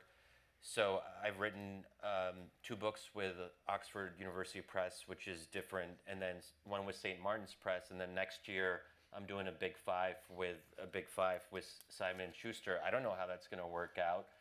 Like I hope it doesn't flop, because like if you have a big 5 publisher behind you, you think that it should do at least like minimally well, but we'll have to wait and find out. But I'll be curious to kind of see how that works. But I don't have a great sense of like why people buy my books or why they don't. And there's been a wide variety, like the range of books, like copies I've sold, I don't know. It's hard for me to like really make sense of why something sort of clicks and why something doesn't. So I'll defer to like experts, and then if they can kind of promote my book, I do see some appeal to that. Like, I don't know how this works. A big 5 publisher, you guys like have been doing this for a long time. Like, you guys do it for me kind of thing, but I don't know. That's so interesting to me because I feel like you have a huge audience, and I would bet that you are a better promoter of your book than any sort of marketing manager at a big 5 publisher, unless, of course, your editor happens to be this lady. But you know what I mean? I think it's so interesting. Like, so many of the people that I'm learning from and I'm the most impressed by are solo authors, right? They're published, some of you might know Paul Millard. He published his book, and it's now sold something like 60,000 copies, and he's like one guy in Austin with a wife and a really cute baby, right? So I would think that this is gonna sound cringe, but like your star power is actually like having that platform is a bigger, I see Kyla right there, Luke Burgess back there. I would guarantee you them just talking about their own books, right? Like them having a platform that they built over a period of years because they're really interesting. They always add to the conversation, something to add, nothing to prove. I would think that actually is like way more important than any of the, buying the right ads on Amazon or what have you. At least that's what we've noticed because I just never had the budget to do like a big, so much of our marketing has relied on word of mouth. So it's interesting because the previous panel, I think it was maybe Jennifer Banks who said this, that her 2 bestsellers, the authors aren't even close to social media. They're completely like offline. So there's also this sense that some books are able to do really well with people who aren't particularly like famous or social media present. Yeah, some of my best authors or selling books have been from authors that have been dead for 30 years, so they can't promote the book. We published Richard Hamming's The Art of Doing Science and Engineering. That book, we've sold 70,000 copies. We sold that. We published that in 2020. And he's been dead since 1996 or so. And so obviously he wasn't going to do any promo for it. So yeah, it is, well, in this new age, anything can be possible. Hey. So yeah, I agree with you. There is some, we don't really know how it happens. But I mean, maybe Bria knows, like, so how does all this work? Like, what? If I knew, I would be actually, can we turn this into a Q&A where we ask you questions? No, but I was going to say, I agree with Tammy that, I'm sure your publisher is actually expecting that you have that relationship with your readers and with the media ecosystem, where what they can provide for you is a very substantial, one hopes, this doesn't always happen, but editorial process where you have that kind of, hopefully those old battle axes of copy editors who help like get you a good quality product, and then they can really help you with distribution and with inventory management, which is very hard to handle these days. And of course, they'll have their marketing and publicity team that can provide manpower and maybe some money. But I think that most of the more successful campaigns are often led, with an author like yourself, are led by the author who has that sense of those connections. I mean, ideally, you still have the publishers, the editors, the publicists who can do their own little books and notes campaign, which I still think is the most effective way to get a book out there. Great. But no, I'm sure your publisher is actually expecting that they're going to don't worry. by you a little. I'll definitely do my. No, I know. I'll do the work, I will. But there's that game. It can feel weird. You have to turn yourself into a billboard for a couple of months. I guess I've been doing that for like a while. I mean, I guess like if you're a columnist, writer, like you have to like be always like managing your author brand. Part of me doesn't like it, and I have this like fantasy that one day I can just like remove myself from a lot of this and like live on a like farmhouse and just not be super present, and maybe just have a book that comes out every 2 to 3 years and then disappear. But I think it's very few people who can do that. And I think that we have to sort of like resign ourselves to our likely fate that we always have to be promoting in one way or another. And I think there's a fear too that if we disappear for a year, like that'll make publishers nervous, like for our next book, or the people will forget about us and move on, and then we're gonna have to like rebuild our audience and re-engage in a way. And then, so I think there is a lot of pressure on us, I think, as like authors and like public writers to always be public. And that's why, like, should we leave Twitter? Like, if we go off Twitter for, for 6 months, then we're not going to be part of the conversation. There's a lot of pressure to always be, and we see it too, because even if I'm going to be off Twitter, I'm going to be following what other people are doing and saying on Twitter as a lurker. And then you're like, oh, they're so, like, the conversations that are happening, they're so, like, look at all these people who are, like, in it. And then you feel like, oh, where am I? I've disappeared. So I think there are, like, there are unfortunate incentive structures that really push us to maybe be the kinds of people or be on the kinds of platforms that we might not want to be on. I feel pressure to be on TikTok now. And like, and I was just talking to like Kyla about that in the hallway. And like, that's where the young people are. That's where the youth. You need a TikTok guy. Yeah. Seriously? You have to have a TikTok guy. Lenny Rashitsky. You're not being sarcastic. Lenny Rashitsky told me you need a TikTok guy. I was like, all right. Who's Lenny Rashitsky? So this is so interesting how sometimes these communities don't overlap. He has maybe the #1 tech newsletter with like hundreds of thousands of paying subscribers and a huge TikTok. And he's like, Tammy, you've got to get on TikTok. But like, I'm not doing that.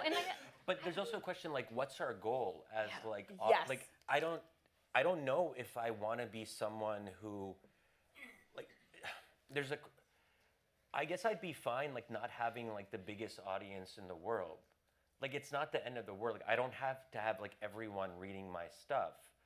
But I think that there's a lot, like, so what is the right amount of audience to have? Where do we say that the audience is big enough where we can kind of say, I'm okay with that. I don't need to, like, go like the step above and be in like the Glen, like whoever the top tier, I don't know who we would consider to be in that. But I think and also Wisdom of Crowds is not necessarily, all of you should listen to it and read it and all of that goes without saying.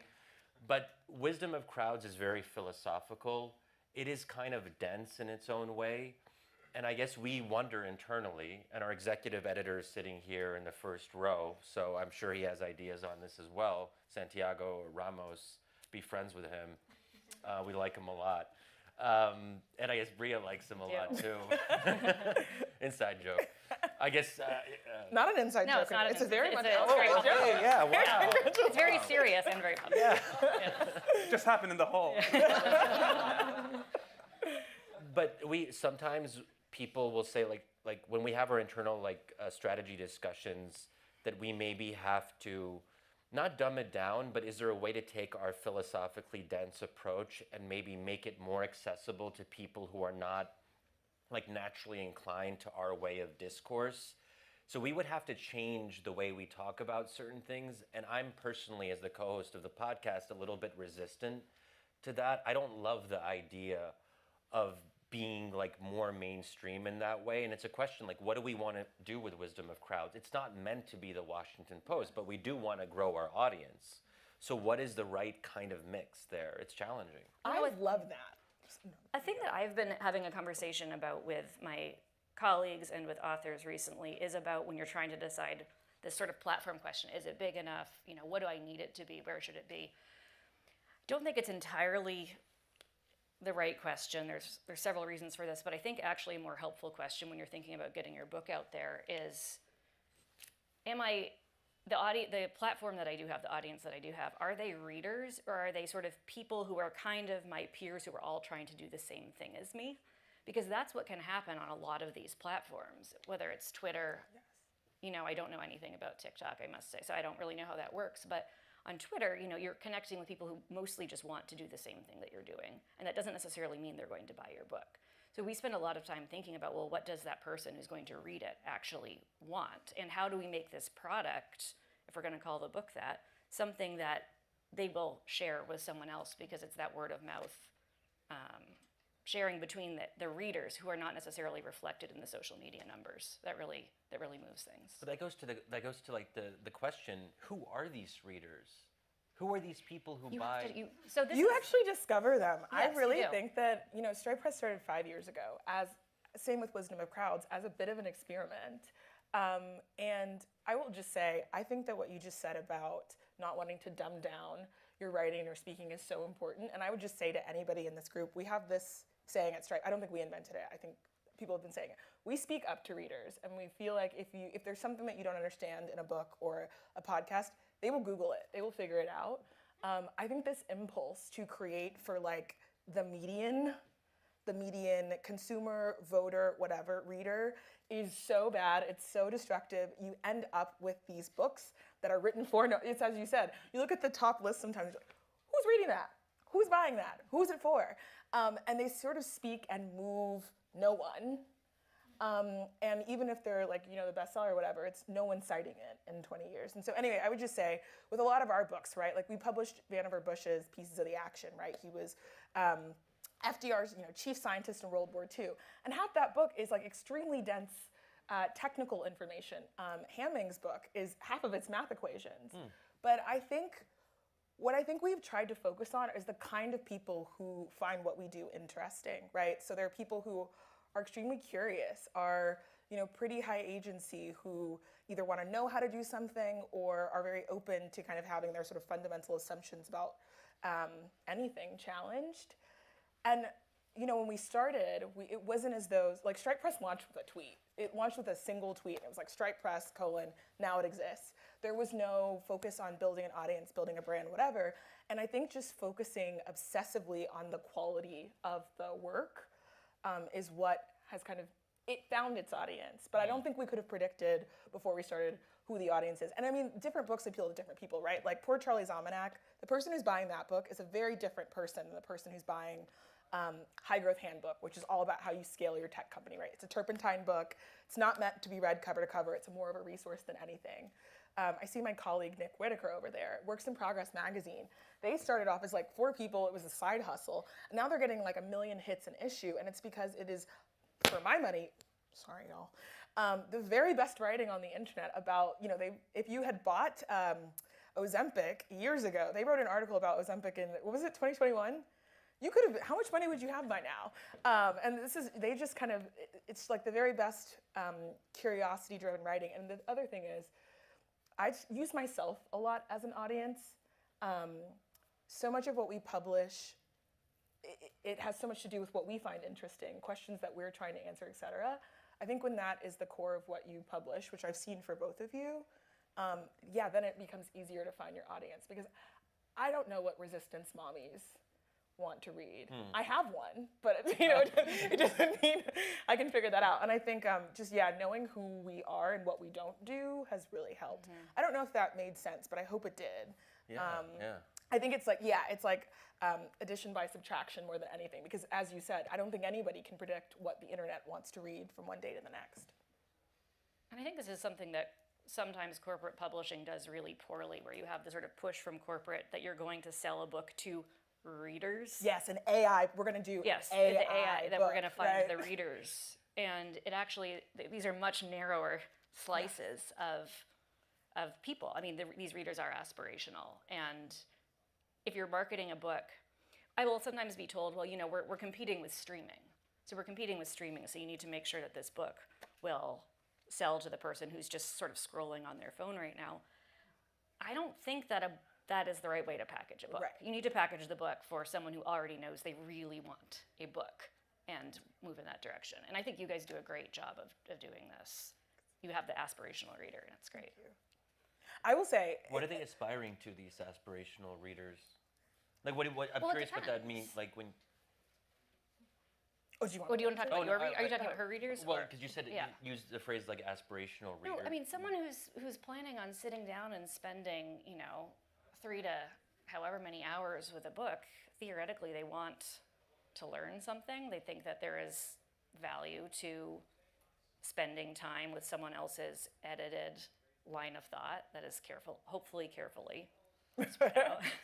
And I think that you don't necessarily have to you need to, I mean, you need to explain things to people sometimes, and I do spend a lot of time saying, put a signpost in there so your reader knows where you're going, but maybe saying you don't need to say like Greek philosopher Aristotle on every page, that kind of thing. Yeah. But they want to be better, and people want a book that says, that you can tell by looking at it, this is for us. Maybe you can't really tell, but this is for a smart person with good taste. They don't actually, they want to be flattered in that sense. Yes. Oh, that's so good. They want to be flattered. Yeah, because I think the very smartest people I know, they don't want the kind of, there's a million of these books. They kind of get published dime a dozen. You can get them in any sort of airport bookstore. I think they think of themselves as more exacting, more, and yes, I think that the aspirational piece is so important. But I think zooming out a bit, I think the best publishing efforts are often, like if we don't lose anything else, very niche, right? Like I see Nico over there, Asimov Press, it's new, you guys should check them out. They're focused largely on biotechnology, and they're gonna have the best writing on biotechnology. And if that's their lane, then it's like, you can't compete with them. And yeah, like I see, and I hear a lot of times from I'm so sorry, y'all, from companies, we want to start a Stripe Press. And I almost tell them, like, what do you mean by that? Like, because to them, it's like, Stripe Press is when pretty covers 400-page books. And there is a meaningful, like maybe I would say 20% of our audience which is just guys that like posting pictures of the books that they've never cracked open one of the Stripe Press books. They just like having it on their shelf. And whatever, a sale is a sale to that, right? But beyond that, I think that, yeah, the best stuff is often quite specific. It's not view from nowhere, right? Like I have a particular point of view, and in Stripe Press's catalog, you'll see that expressed, right? The idea that economic growth isn't just like a nice to have, but in fact, it's a moral imperative. So Tyler Cowen's Stubborn Attachments, the idea that energy, we should not be having conversations about how we should reduce our carbon footprints or what have you, but we should just be finding ways to make a lot more energy. Okay, where's my flying car? It's Poor Charlie's Almanac, where people look at Poor Charlie and they think, oh my gosh, Berkshire Hathaway, Warren Buffett, iconic. But Charlie Munger, the most important thing people should take from him is the way that he lived his life, and not what he did in business, right? He represents a way of doing business where I will go to Costco and fire an abusive manager on the spot. Like they should take those lessons, right? And we think that technologists, right, there'll never be another Charlie Munger, but there's so much we can take from him, right? And so it's not like this view from nowhere publishing. It's not this idea that we want to publish just the books that will sell us the most, but we really do think, on the one hand, there are things that we want you to internalize as people who are likely to go build whatever the future is going to entail, or things that you should just internalize as part of your worldview. And yeah, you just see so many of these things that just flop because it's like, well, we just want like everyone should have a media company, right? Just like how 2 years ago, everyone needs to have a community. We all need a community. Yeah.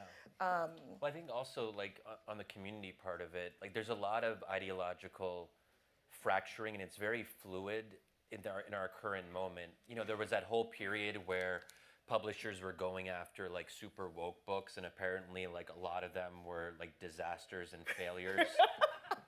Because like there was a moment where people were really into that, but then by the time the books come out, the cycle had moved on. Like wokeness sort of reached its peak. I mean, Musa Al-Gharbi might be here speaking like later, but he wrote this big article about like the end of woke, and it's a really good article. But then so we're in the post-woke period. Like, what does that mean? What is the ideological terrain that we're entering into? And it will change. If Trump wins, that will have a profound effect on the book market and what people will want to consume. And obviously, like, certain publications did better when Trump was good for the media. Trump was good for the mainstream media. And then we became exhausted with politics. Biden won. And I think we were all just like, we kind of retreated a little bit into like, and I think that one thing Elon Musk has been incredibly successful with, he did destroy, like, the idea that you could have progressives organizing and like capturing the culture through Twitter. Elon Musk, if nothing else, even if he so-called like destroyed Twitter, he was successful in ending a kind of like progressive outrage machine. Now you just don't, like, it's hard to do that on Twitter now. That's just not where the center of gravity is in the same way. So I think we're like really, and then the rise of Substacks and yeah, it's just I don't know. I don't know like if Biden wins, that has very different implications than if Trump wins for what people are going to read. But there's no way to really anticipate that. So we have to sort of be planning for two potential futures. Is that an argument for maybe removing yourself from the zeitgeist a bit? Yeah, I could be. Yeah. Because it's so hard, Or right? just changing the kinds of questions you're That's asking right, about right. it. Whereas I think thinking about, I mean, we've all been through this cycle so many times now. We're trying to, if I'm thinking, what am I going to publish on the other side of the election? These days, I say I'm staying out of the TikTok of electoral politics entirely. But what I want to know is what are the moods that people have, and what are the felt needs they have? What do they want permission to do? What do they want someone to articulate for them that they sort of sense and don't know? And you can publish books that are elevated above the immediate back and forth of the discourse that can speak to the mood of the moment, but they have a little bit of flexibility that way. What do you think is some good examples of books that like transcend the moment and have really aged well? Is Coleman? I feel like I just saw him. Okay, his book is new. Yeah. But I think Coleman has been doing that well for years. I think that do you know what? I think there's something. Tamara, speaking of Coleman, I asked my third question 20 minutes ago. Is our time? I know it'll be my last.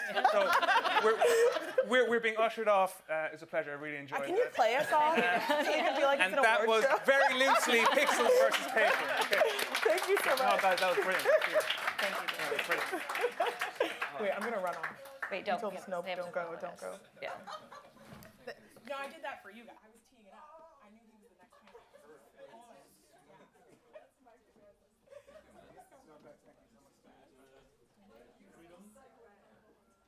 Thank you, everyone. In just a moment, we will have a last panel on the future of publishing.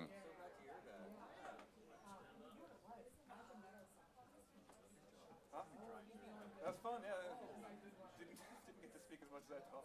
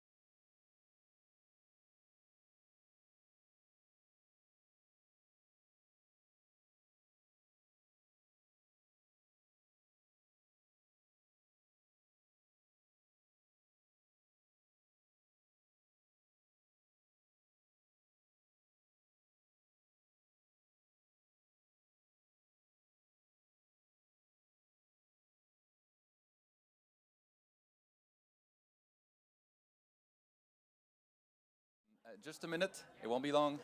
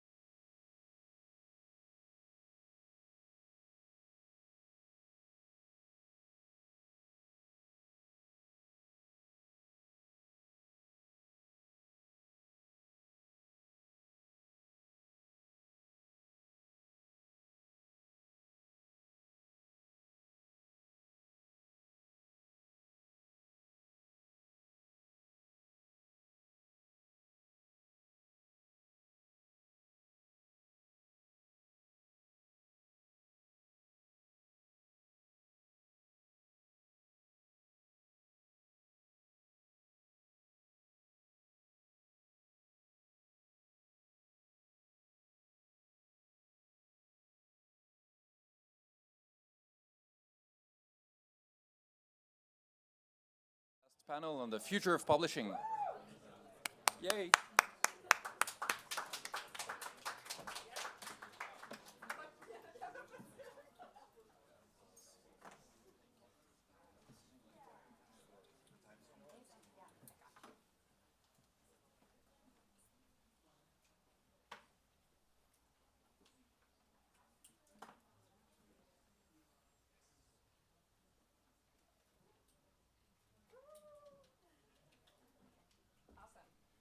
Can you hear me okay?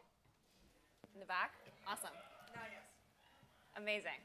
All right, so this is the last panel, and it's called The Future of Publishing.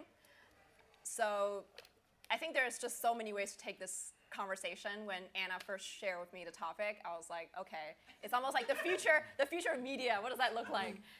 So I'm sure it's going to be an open conversation.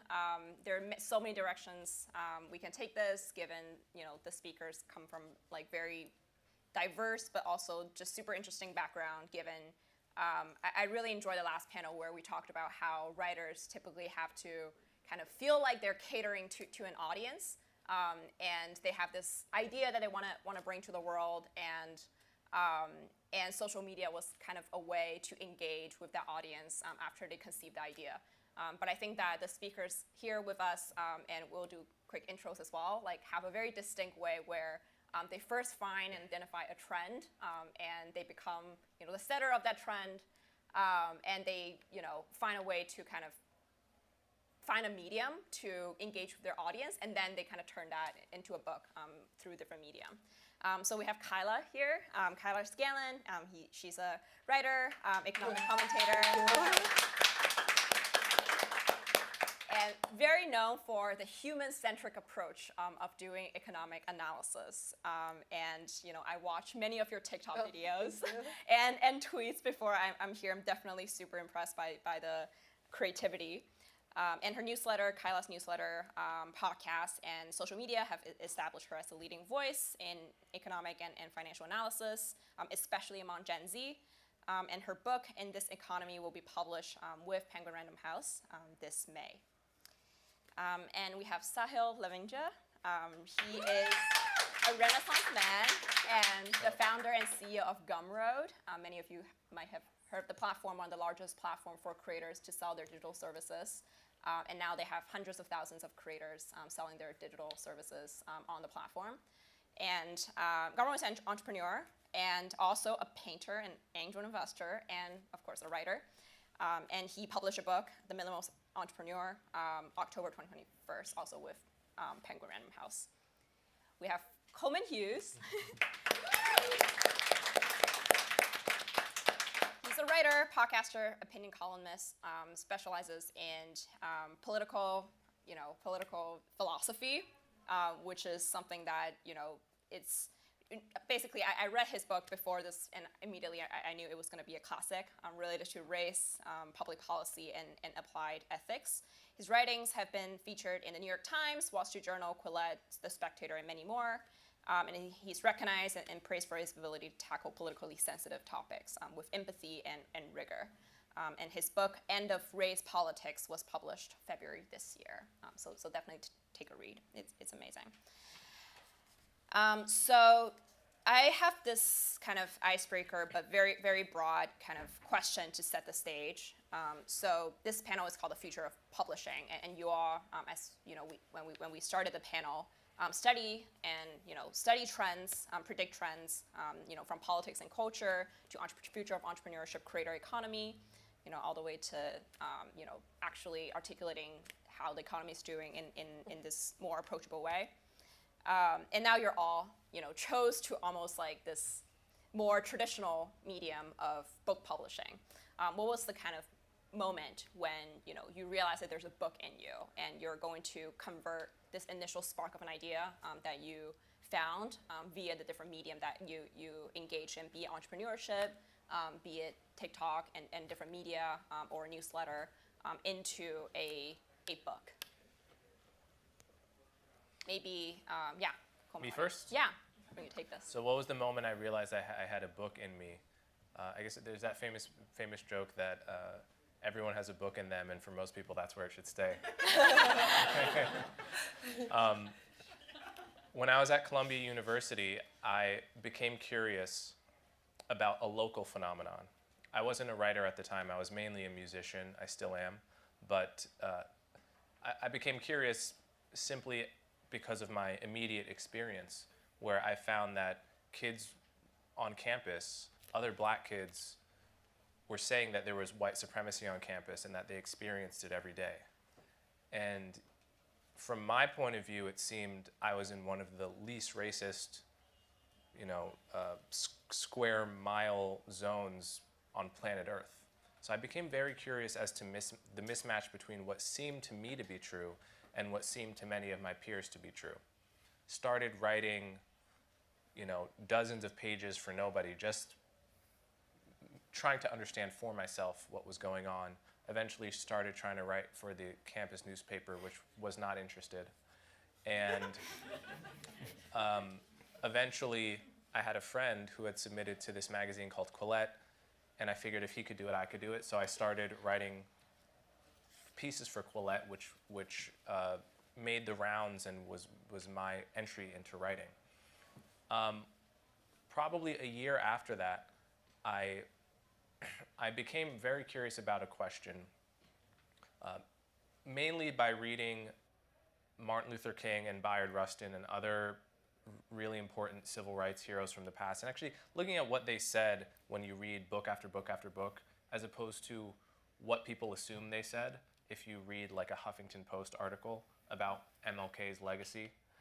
That to me became an interesting research question, and that's when I realized I think there's a book in the topic of the philosophy, what really was the philosophy of civil rights activists going back to, immediately post-slavery through the civil rights movement, and how has that been bastardized and changed and misinterpreted. So that was just a fascinating question to me, and I think that's where it starts. I hesitate to give advice, but you probably shouldn't write a book unless you're not personally really interested in some kind of puzzle that you don't necessarily know the answer to at the beginning. And in the process of figuring out that puzzle and then communicating it to others, that's really the great value of a book. Book as a means to finding answers. As opposed to I love that. What can be done in an op-ed, for instance. You already know your opinion usually when you go into an op-ed. With a book, it's like, that's the real value. You can go deep and investigate a question you don't already know the answer to. Right. It's fascinating because the topic that you engage in is very nuanced, and it's very easy for, kind of, if taken out of context, being reduced, and when you're on this journey of kind of discovering what that central thesis is, you know, when you first maybe brought this idea to a publisher, like what does that conversation look like? Yeah, that's an interesting one because, you know, with publishers, you have to find the Venn diagram overlap of the book you really want to write and the book a publisher really wants to sell. There's no formula for doing that. You know, you have to find the right publisher, you have to find the right editor, and just find that Venn diagram overlap, and hopefully I think in my case certainly was true. The resulting book was better for that interchange, for that interaction. I think in Sahil or Kyla, your case, it's slightly different, where it seems, at least from the outside, that you know, it's very interesting where Coleman's approach is to find answers through publishing versus, I think you both have been writing or sharing these thoughts on Twitter and TikTok and other platforms, and Kyla, your newsletter, for some time, and it seems like later that became a book. So maybe like it would be great to share, like, hear more about how you approach this. Yes. So I am a little sick, so sorry if I sound nasally. But yeah, so for me, like, part of the reason that I wrote this book is I publish TikTok videos. I'm on Instagram, I'm on YouTube, I have a podcast, like, I'm everywhere. And Penguin Random House actually approached me after I wrote a piece in the New York Times about this vibe session theory that I had. And they were like, have you ever thought about writing a book? And I was like, well, no, but now I am. And the reason that I think books are so powerful, it's like similar to what Coleman is saying, is like you really can go deep with the reader, and you're like kind of guiding them on the journey. You're giving them the words that they need to like sort of form their own opinions. And so for me, like the way that I think about producing content, and the reason that I do so many different platforms is because people learn in so many different ways. Some people learn by video, some people learn through audio, some people learn through books. And so my book is an intro guide to the economy. It's like a repackaging of stuff that we've known forever. What's inflation? What's the labor market? What's the Federal Reserve? But really trying to tie a human thread through all of that. So taking this information that we've known forever about how the world works, but just making it more accessible to people. Because part of the reason that I said yes to Penguin Random House about writing this book was because I don't think oftentimes we're given the tools to understand the world around us. So I think of my book as more of a toolbox than like an opinion piece, because it's mostly factual. There's some policy recommendations at the end that do delve into opinion, but that's how I think about some books, right? Specifically my book, is that you have to give people the tools that they need to make the decisions to live in the world the best that they can. And that's how I thought about approaching my book and in writing it, yeah. And it comes out? It comes out May 28th, if you want to pre-order. And I have stickers, if anybody wants a sticker. Thank you. Awesome. Yeah, I had a kind of a similar story, at least in terms of what led to the book, which was an editor from Penguin Random House. Mary Sun reached out to me after I wrote an essay called Reflecting on My Failure to Build a $1 billion Company in 2019, which was just me kind of, basically, why I write is I think of it like a cache of like these conversations that I have over and over and over again. And like instead of having 5 conversations, I can just have one conversation, write it down, and then share it. And then the next time someone asks me, I can just point them to the cache and say, just go read the cache. If the cache doesn't have what you want, like you can come to me, the database, and then it's a lot slower to get back to you. You know, the cache sort of has like a 1000x scale, but you know, I'm still here. But like, you know, like you want to optimize that hit rate, basically, right? You want to get to sort of, you know, one of the hardest problems in computer science, right? What do you put in the cache? When do you expire what's in the cache? And that, to me, was basically sort of the process of writing that essay and then writing the book, which was basically like, what are the conversations that I have with people about entrepreneurship, about starting a business? Like, why don't people do it? That was the unanswered question that I had writing the book. I very much treated it like I didn't want to write a book. I still don't. I never will. I don't think humans are like I don't see any other mammals writing books. You know, sort of like an unnatural, thing. But I sort of got offered the opportunity, and I treated it basically like I was, Penguin hired me to write a book. Like that was my job. My job was to write Penguin a book. But it's not my book, it's Penguin's book. I'm just like the first draft. Like I'm just providing them with some input. And the question that I wanted to answer is like, why don't more people start businesses? And is it possible, could you make entrepreneurship minimalist enough such that someone who would not consider themselves, even the word entrepreneur is alienating to people, right? But even then, I think funnily enough, like the first title of the book was called Stop Chasing Unicorns. It was more about like sort of directly more like a book form of failing to build $1 million company. But that wasn't interesting to me. I'd already written the essay. The question I really wanted to figure out for myself was like, why aren't, maybe like Coleman, maybe like Kyla, like why aren't more people like me? Like they seem to be there on Twitter, but then I walk around my house or my college or my home and there are not people like me. I have to go on Twitter and find them. And the book was like kind of me trying to get as close as you can't do it, right? You can't draw a perfect circle. You can try, but you're never going to be able to draw a perfect circle. That's super interesting. So yeah. I failed to answer the question. Yeah. But I got paid But you got closer, $150,000 right? by Penguin to try. So yeah. That's why I wrote the book. Incredible. Actually, that's one of the other kind of question that I've always been thinking when kind of contemplating, right, as many of you here that may be contemplating, how do you monetize or how do you think about a career as a public intellectual? How you start a journey is you may have this question that you want to answer, but over time, right, like I think especially for Kayla Kyla and Sahil, you have built an audience where I think Coleman, you have built an audience over time too, but it seems like initially you had this idea that you wanted to turn into a book already. And social media does a very good job at providing leverage to your ideas. And I think, Sahil, you kind of pointed at this using the computer science analogy, where there's already a medium that's Substack, that's blog, that's a website, that basically provides 100,000x leverage to your ideas, and you have great distribution given algorithms.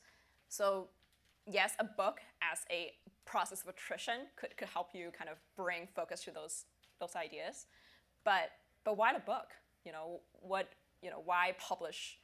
Why still choose this medium? And what do you think the medium does well and not well compared to all the other forms of leverage that you could have in terms of sharing your ideas? Yeah, that's a good question. So one answer to that is what writing a book does not for the audience, but for the author. So from my perspective, writing a book gave me a chance to think deeply about the roots of why I'm writing, what I'm trying to communicate from first principles, which is not an opportunity you get if you're writing an op-ed, much less a tweet. Tweets and op-eds can change what you think, but they rarely change how you think. Books, a good book can fundamentally change how you think. And so writing a book was an excellent way of training myself, just from a purely self-interested point of view. Actually, what do I think about this question? What about this objection that no one's ever asked me but is actually deeply interesting? It's like, someone once said you often write to know what you think, because writing actually helps you think. This is why people write diaries. Diaries should make no sense. It's like, you just did the thing. You just lived your day. Why are you writing about it? Well, it's because you don't actually know what you think about something until you write about it. And so writing a book can be like a diary of your own philosophy, which is extremely helpful as a thinker. To the audience, I think that there's two things going on. There's like a dual benefit from the reader's perspective. One is the substance of the thing, like really just being able to absorb something at book length can, as I said, change how they think rather than simply give them a take, which is what an op-ed can do or a tweet can do. The take may be right or wrong, but it doesn't actually change your model of the world the way that a book can. So there's people that like that. And then I do think books though they now have to compete with everything, there's still a kind of, let's say, what would you call it? What's the phrase for when there's a kind of goodwill branding effect that books still retain, and I think will retain for a long time, which is, to have written a book and for there to be a book about something communicates a kind of seriousness. Halo effect? What is it when something just has a solid brand? Aura? Yeah, maybe an aura. A solid brand for a long time, whether or not the actual product still has the half-life or it doesn't matter. Trying to No one knows. So someone knows and is freaking out right now. Just as examples, like CNN or the New York Times have such strong brands that even if they make 1,000 mistakes, they're still going to be taken seriously because they have brand power. The brand of books in general is that it's like a serious delve into this topic, and to have written a book about the topic is good branding for the writer, and to have a book about a topic is good branding for the person that buys the book, and that I think will survive for a very long time. Legitimacy? Yeah, there's a kind of legitimacy, yeah. earned or not, depending on the book, depending on the author, but books in general have a sense of legitimacy for the author and the buyer that other written products don't have. Yeah. How do you guys feel about that? I was really not that excited about having a book come out, but a friend of mine said something which I thought was pretty interesting, which is you can hand it to somebody, you can gift it to somebody, and you can put it on your shelf. There's just certain things you can do with it that you can't do with anything else. There's a very specific form factor to it, and there's a reason we call it a book. It's full of text, but we don't call it a textbook. It's a book. It specifically refers to a very specific shape, right? And so I think there's a lot baked into. And he used the word a totem. He's like, you're gonna have a totem, something that can sort of if someone really wants their friend to get brainwashed by your thought processes, they can hand this thing to them, and they can, it's sort of like a hero dose of shrooms, right? Where the Twitter works, but you're kind of you did an edible and you forgot about it, and you're doing something else, and you're watching a movie. But when you read a book, you really get into it. You kind of forget that you exist. You forget that the world exists. You can't help but like the author.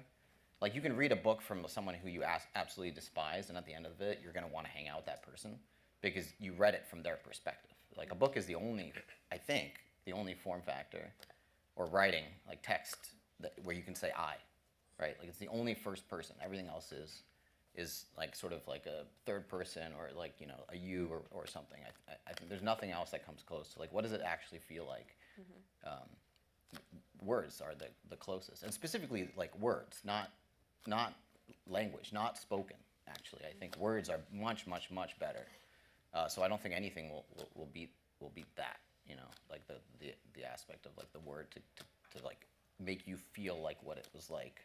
The line that I always use is from Hitchhiker's Guide to the Galaxy, where he describes the ships that come in, and he says they floated in the sky the way that bricks don't. And I think that's sort of gives you the image and the oppressive nature of the spaceships and all of these sorts of things by describing what it's not. It's and I think that you can't pull that off in any other format. Wait, can I quickly underline a point that you just said? So, I think that's absolutely right. When you're reading a book, especially a physical book, though, if you have a Kindle, it's the same effect. The fact that there's your attention is not competing between the book and other things. So that's part of the difference between me reading an op-ed on my laptop, where I probably have 10 other tabs open, and the second I get bored with the op-ed, I'm just going to exit out and go to Twitter. Or if if I don't like this tweet, if I don't like the first 2 words of this tweet, I'm just going to keep scrolling. The possibility of switching your attention to something else at any moment affects how you take in information. So when you're writing a book, it's just you know, if you're bored, either you're going to stop reading the book fully, or you're just going to, you know, be immersed in it, and that completely changes how you take in the information. It's kind of like, I've always found that, especially before Wi-Fi was good on planes, if I watch a movie on a plane, I had some of the best experiences watching those movies because I'm not going to turn it off. My attention is not at all competing for anything else. It's just there's one thing to do, and books give you that. Yeah, I mean, the way that I think about it is very similar. Like, the book is a totem. It's this very special object that we've shared together since, like, essentially the beginning of time, whenever we got paper. And so I think that, like, for books, you know, we live in this sort of post-truth world where everyone is like, I don't believe in anything anymore. And I think when you can have, like, this physical object, as you all have been saying, that you can give to somebody and be like, here's all my thoughts about everything, that's a really special thing to share. And there's this quote by James Baldwin where he talks about, like, when you read something, you recognize that, like, you are amongst everybody else. Like, you're feeling all these things that everybody felt 100 years ago, 200 years ago. I'm paraphrasing the quote, obviously, but that's why this sort of art is so important, is because it does create that connection through words on the paper. And so I think, you know, my main, I did what Tamara did earlier. But, you know, I think that my main medium is video, and, like, there's a certain power to video too, because they can see your face, they can see your facial reactions, they can see that you say words wrong.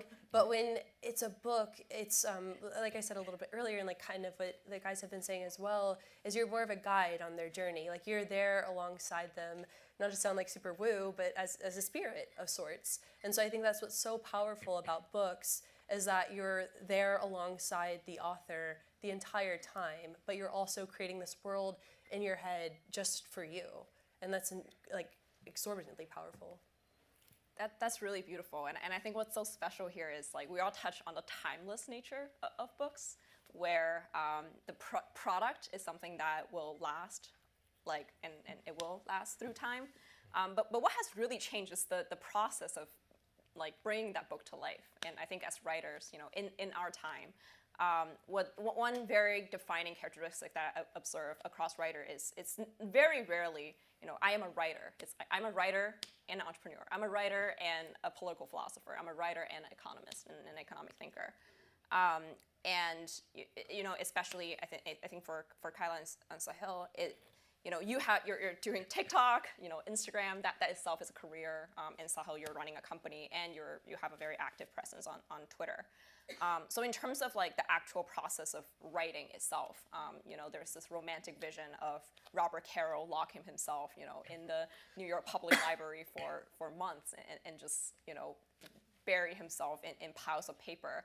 And that process definitely, you know, has changed and evolved in this media landscape. So I'm actually super curious to hear, you know, about your process. And I'm sure everyone has a very different answer to that question. Well, yeah, I guess my process used to be, when I was in college, not that actually different from what you mentioned. Like, not going to see my friends for a couple days, in the cave, doing nothing else. But as I've gotten older and my life has gotten more hectic, I can't really do that anymore. I can't responsibly, like, disappear for a couple days. Like, my fiance is gonna get mad at me, my sisters are gonna get mad at me, my friends are gonna be like, dude, where are you? So I had to learn just how to, you know, how to be able to go into it for a couple hours and come out of it.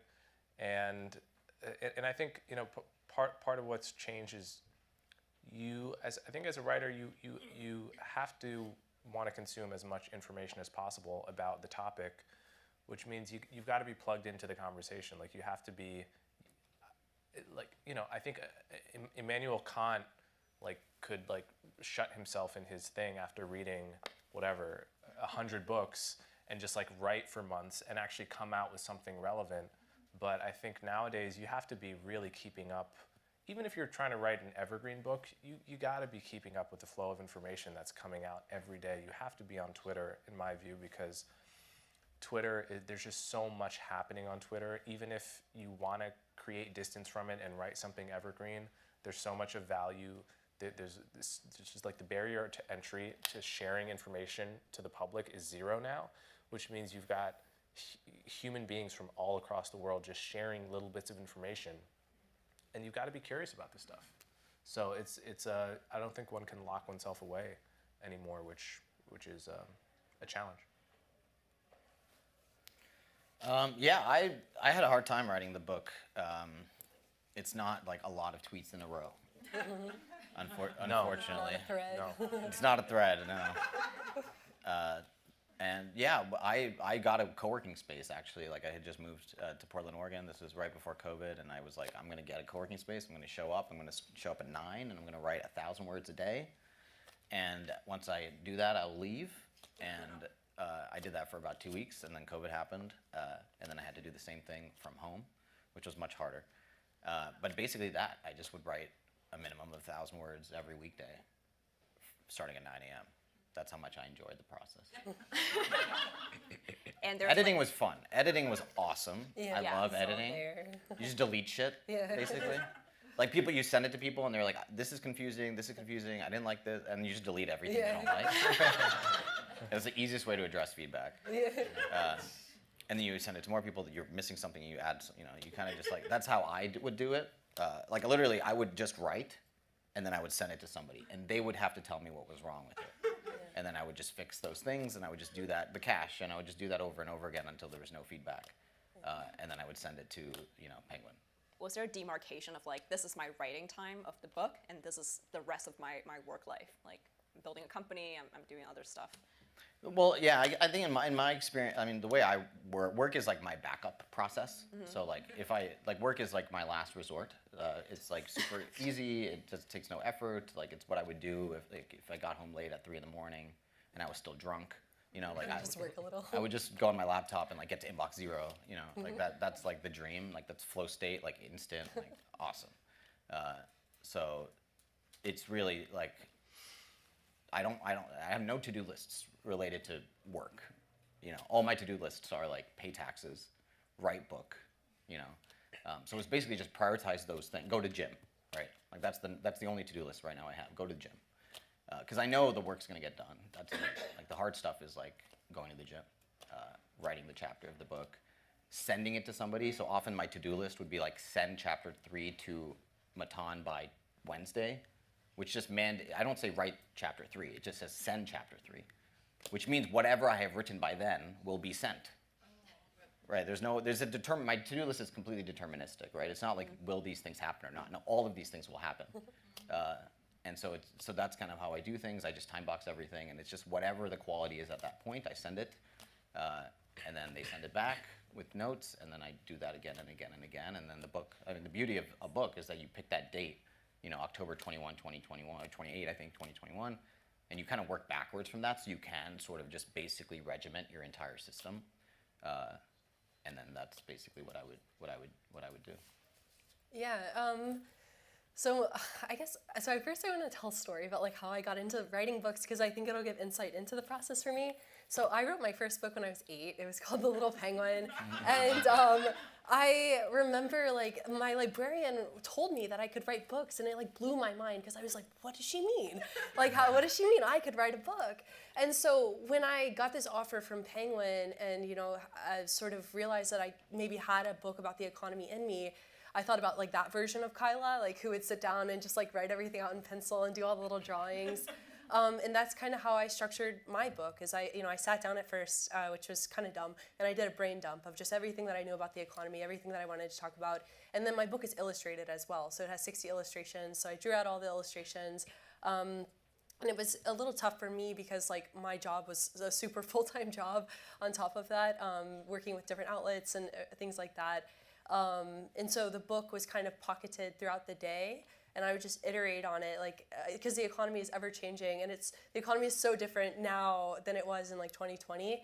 And so for me, the process was just any time I had a thought or an idea, I'd have this big Google, like this massive Google folder, and I would just toss everything in there and then sort of structure it as well. And that kind of I actually ended up rewriting my entire book 2 weeks before it was due.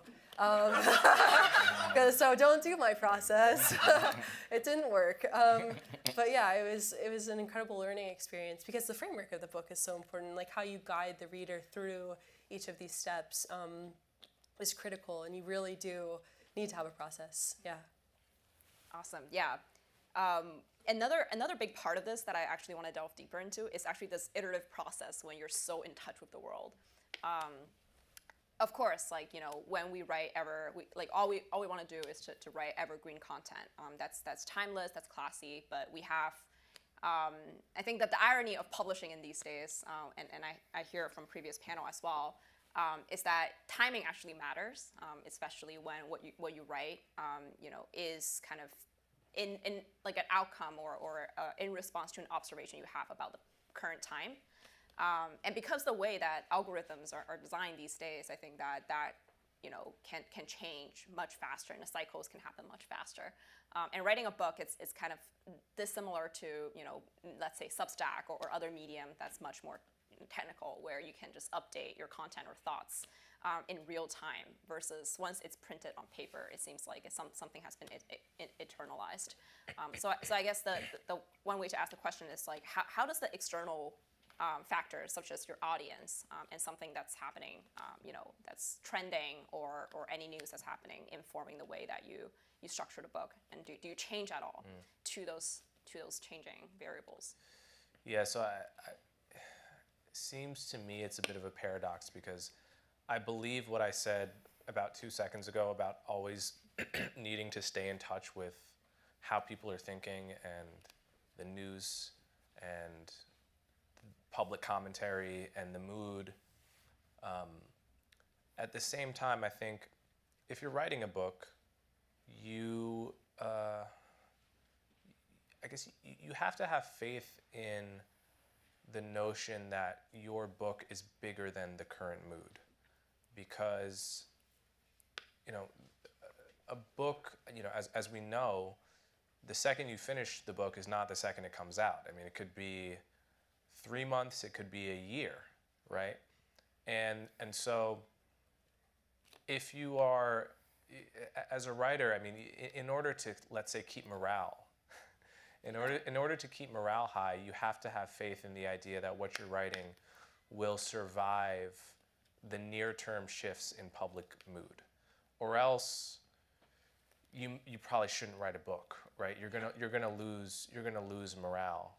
And one of the things you have to have enough strength to do is to kind of like parry the, you know, obviously. So I talked earlier about how it's a Venn diagram overlap between what the publisher wants and what you want to write. The publisher, understandably, is more sensitive to issues of what is the mood right now, what's hot, what's the trend, because that is the nature of what a publisher's job is to be like right on the finger of the pulse. The author's job is to have that insight into, okay, what is deep or timeless, like what interests me so much about this that also could interest someone in even 20 years or beyond. And hopefully so you have to, in some sense, have the strength to like parry the people that are gonna come and be like so for instance, for me, the conversation about race in this country, like every 2 years, there's what the buzzword changes. So like 2 years ago, it was CRT. Everyone was talking about CRT on CNN, on Fox News, on MSNBC. Now it's DEI. Okay, nobody talks about CRT anymore, it's DEI. Yep. 2 years before CRT, it was wokeness. 2 years before that, it was social justice. And I can guarantee you, I'm sure if I go in my Twitter inbox when I was writing about these things, I would have some ambitious publisher or person saying, you gotta write a book all about DEI and put DEI in the title. You gotta book, CRT is hot right now, you gotta put CRT in the title. And so you have to have the confidence to say, actually, what's truly interesting about this topic transcends any of these labels that rotate every 2 years. Because what are people interested in? What am I interested in that is the common denominator? Like what are we really talking about? And that's where a book can be, you know, sort of evergreen. So you have to have the confidence to know that what you're writing about is deeper than any current trend. Mm-hmm. Economics is certainly like that as well. As starting a business is certainly like that. Definitely. Yeah, I think there are always timeless parts of it, and there are always timely parts to it. You know, like you know, like a book about the founding of PayPal is timeless and timely. Yeah. Like there are parts of that people read because they wanted to do that, but you don't need to do 90% of that anymore. Yeah. And so, but there's still a lot of aspects, and I do think that this is like one of the nice things about writing a book is that like your publisher knows your audience. Or their audience. You know, my audience is on Twitter. My audience knows all these things already.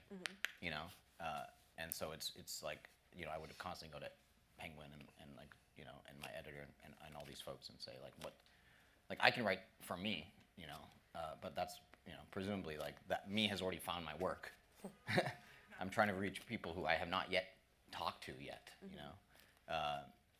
And so yeah, I think that's where like a lot of like the sort of like the nuance of like timely versus timeless, you know, like a lot of my book, I think my people will find my book interesting in 100 years, largely because I'm dead, you know, and like based on what I do over the next 60 years, like this book will be really important or completely irrelevant, right? Like Mein Kampf. Right. Hold on, what do you plan to do over the next 60 years?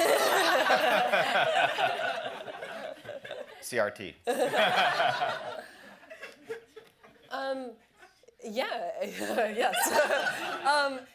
I think that, so I'm going to kind of flip the question. I think that there are a lot of books out there that are not timeless. Like there are a lot of books that sort of follow the trends and maybe that's just like a lot of things. I know you had a question about that and I don't know if I'll have time to get to that. Like we do have so much information coming at us all at once, which I think they talked about on the previous panel as well. And so as authors, you do kind of have a responsibility to like make your book timeless and to make these topics into something that isn't just timely. Like it's not great to just trend follow. Like it's funny walking around New York because you see all the little micro trends that people are wearing and you don't want your book to be a micro trend. Like you really want it to be something authentic to you, something that people can believe in. And timelessness will come along with that. Like if you create something that people can believe in alongside you, I do believe that it will be timeless in itself. So hopefully that made sense. That was a little circular, but yeah. Totally. Sorry, one more thing to add on that. Yeah. So the problem with trends is that they're unpredictable. Yeah. In principle, it's like, you know. Well, they're so fast now. They're so fast. It's like I'm not going to try to play the time the stock market. If I did that as an, you know, outsider, I would lose. I'm just going to put it in an index fund, right? The same thing is true of trends. And I'll give you an example. When I started planning my book and talking to the publisher, I said I would like to include a part or a chapter on critical race theory. Because, and what I meant by critical race theory is like real critical race theory, like what they wrote in the 70s and 80s in those very hard to read academic papers by Kimberly Crenshaw and so forth. And the publisher said, I don't know, critical race, I'm not sure the public's going to be interested in critical race theory. Which is interesting because 2 years later, CRT was just all over the news, like just wall-to-wall coverage of CRT, and they weren't really talking about the CRT I was trying to write about, but nevertheless, I didn't doubt her that the public wouldn't be interested in it necessarily, and she wasn't wrong based on what was known at the time, but the point is that trends are unpredictable, but as a writer, presumably you've got your finger on something that is interesting in the long run. Yeah, there's trends, and then there's just things like I think Bezos says, like, you know, like people ask me like what's going to change, like they think that entrepreneur's job is to like predict the future, and he just says like I think people will want cheaper things, faster, closer, higher quality. Yeah. You know, it's like There's this funny, cuneiform tablet. I don't know if that's the right way to say it. Like I said, I say the words wrong. But it's from the Babylonian era, and it's about people complaining about the kids, and they're like, the kids are not right. And so it's kind of like, you know, there are Papyrus. these. And there was a medieval one too, where it was like youth then, youth now, and it showed like jester shoes versus like regular shoes, I guess. Anyway, so I do think that like there are these constants in time that we're talking about, like these things that are timeless, and then there are trends on top of that. And yeah, as you all are saying, like it's important as an author to like really pull out the timeless stuff and know that the kids are always going to be messed up, and just write that into the book. Yeah. Yeah, totally.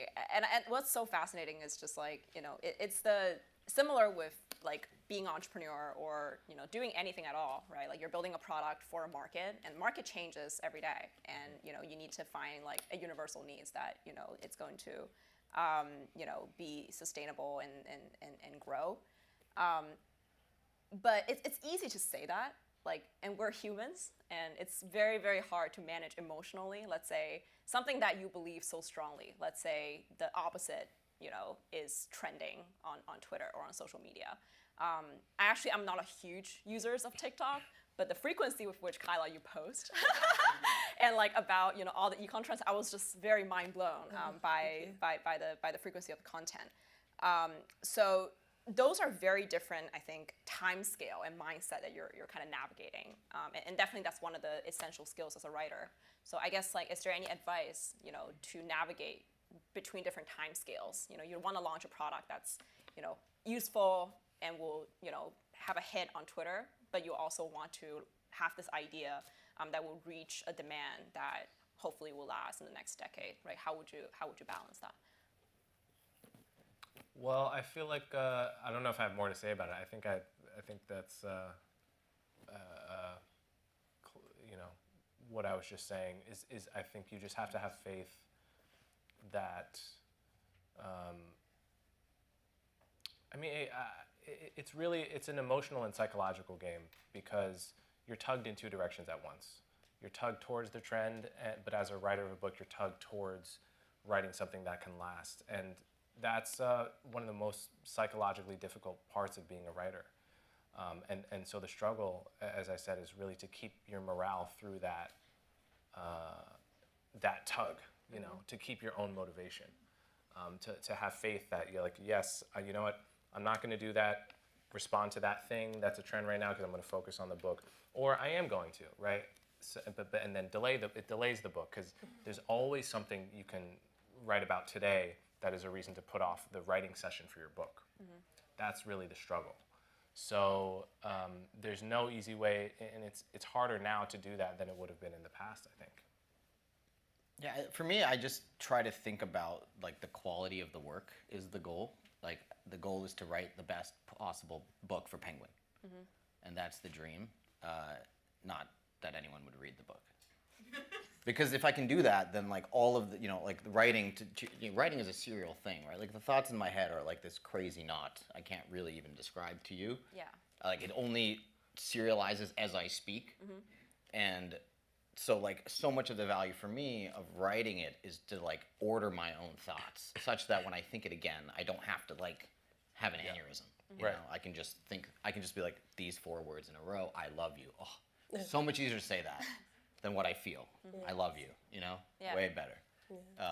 And I think that helps a lot. And I think especially if you have a hit piece, it's like a drug. Right? You're always going to be chasing that high. Like, will I ever coin something as awesome as Vibe Session? Oh, God. Don't say that out loud. And, will I ever write an article as viral as reflecting on my failure to build a $1 billion company? Like, the answer is statistically no. But can I write something better? Yes, I already have,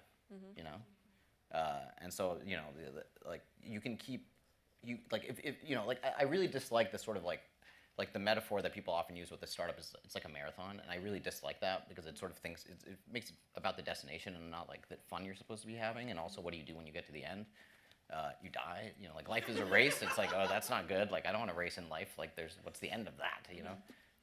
I'd like to think of it like a mountain. Like you can always admire the view. You can keep walking up and get an even better view.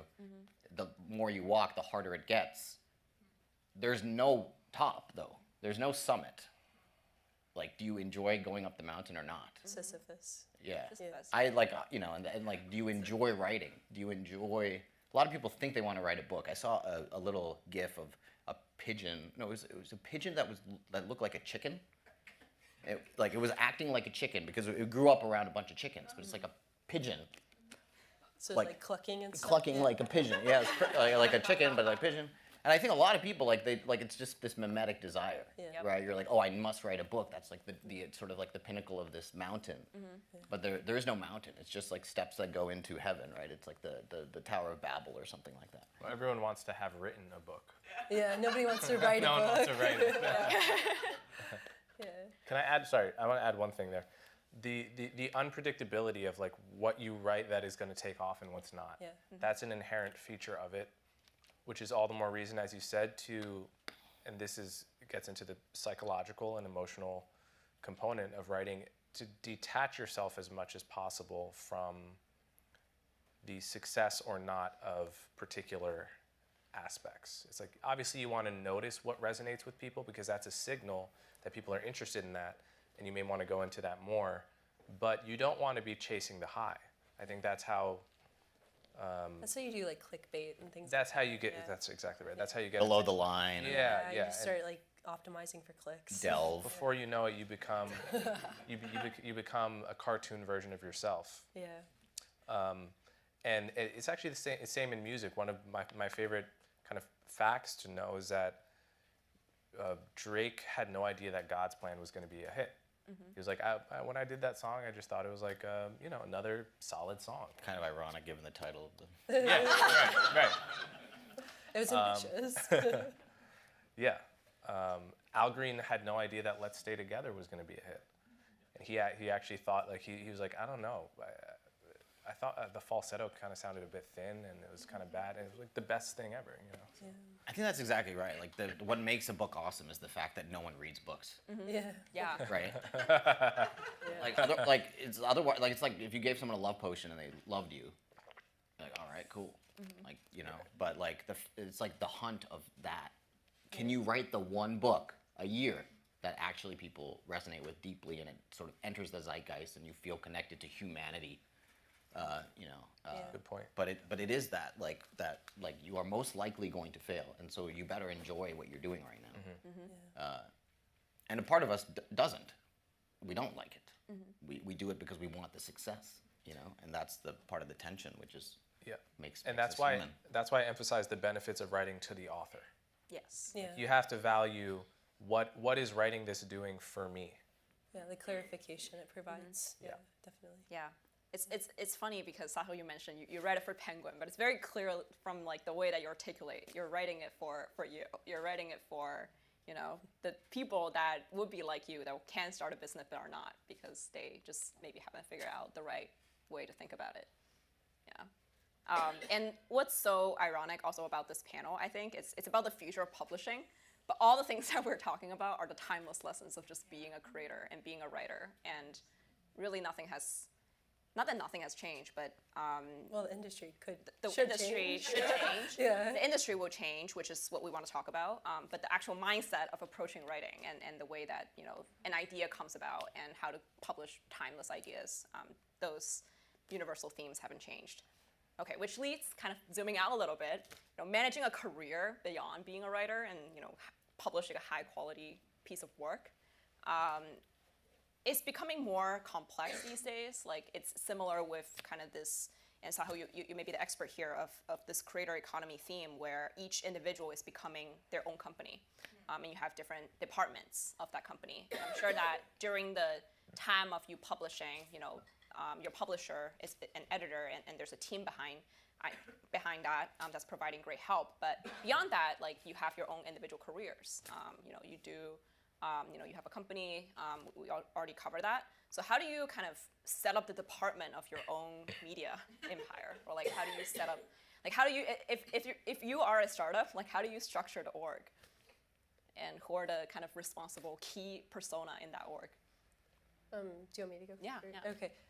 So I'm essentially a one-person operation. So I do social media, so TikTok, Instagram, YouTube. I run a podcast. I have a newsletter as well. And then I'll work with companies like Well Simple. I'm a contributor at Bloomberg Opinion. And then I go and give talks like this. I go and speak at schools. And so I guess I don't know how to answer the question, how do I set up the org? Because Just be amazing. No, it's be very stressed out and be impossible to be around. Yeah. No, I mean, I think that's like one of the really hard parts because, like, you know, we throw around the terms like creator economy, and it's like, okay, then what? Because then you're kind of in this really weird liminal space. I found, this is just my anecdotal experience, where you're like, okay, I don't know what to do, I don't know how to do it, and I don't know what to do next, and so you just kind of keep on executing on different ideas. And that's like the really cool part about my job is like I'll have an idea and then I'll like text people and then somehow things will happen. So I guess I can't answer your question how to set up an org because obviously I've not figured it out yet. So if you all have insight, you do for sure. I'd love to hear it. But yeah, it's a very strange world. You know, a lot of people will say that creators, like there's one, I think it's Paul Graham who says like the next billion-dollar company will be run by like one person, and I find that hard still to believe, just because of the challenges that come with that. But yeah, yeah. Similarly, I am not good at the question that you're asking, so I am not someone anyone should take advice from. Yeah. I agree that in my case, for instance, I sort of am a company or could be a company, given my podcast, my writing, all the above. I asked my dad for help about a lot of stuff, but yeah, it is an interesting challenge because I find it psychologically difficult to like monetize myself as a company, because when the company is me, it's just a little bit weird psychologically. Like all the ideas, so many of the ideas that would be wise for me financially are upsetting to me psychologically. So for example, someone will reach out to me and say, hey, I want to do a documentary on you. I want to follow you around with cameras this many hours for this many weeks. Makes perfect sense in every way. Business-wise, it makes sense. I'll make money on it. If it's a great product, I love documentaries. I consume documentaries about people I love all the time. It perfectly aligns with what I like to do, what I like to consume. My fans would love it if it were a high quality product. They would learn about me, and it would. But the problem is, I don't want cameras following me around all day. That's just like, I can't live that way. So there's when you are the product essentially of your own company, there are trade-offs that wouldn't necessarily be there if I were, you know, the CEO of a company, you know, where the product was something else. Yeah. So I have, to be perfectly honest, I have probably not. I probably could have monetized me as a company like 10x what I have done if I were more comfortable psychologically doing certain things. Do you find that to be like something that you want to hold on to, or something that you would like to change about yourself? I think that there's a compromise zone where, you know, I find the right people and work with the right people and like do those things, push myself a little bit out of my comfort zone to do certain things, and then, you know, when I hit a limit of things I'm uncomfortable with, you know, just put your foot down and say, you know, it's not worth it. Mm-hmm. But yeah, so I think it's about finding the right people to work with and going a little bit out of your comfort zone, and then also just having your own boundaries wherever they are, and yeah.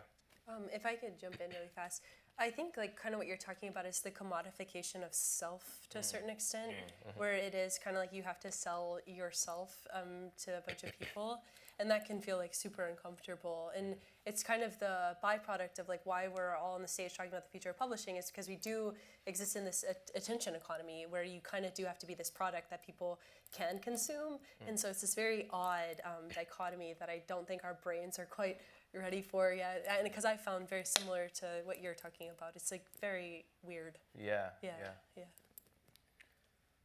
Don't start a company unless you have to.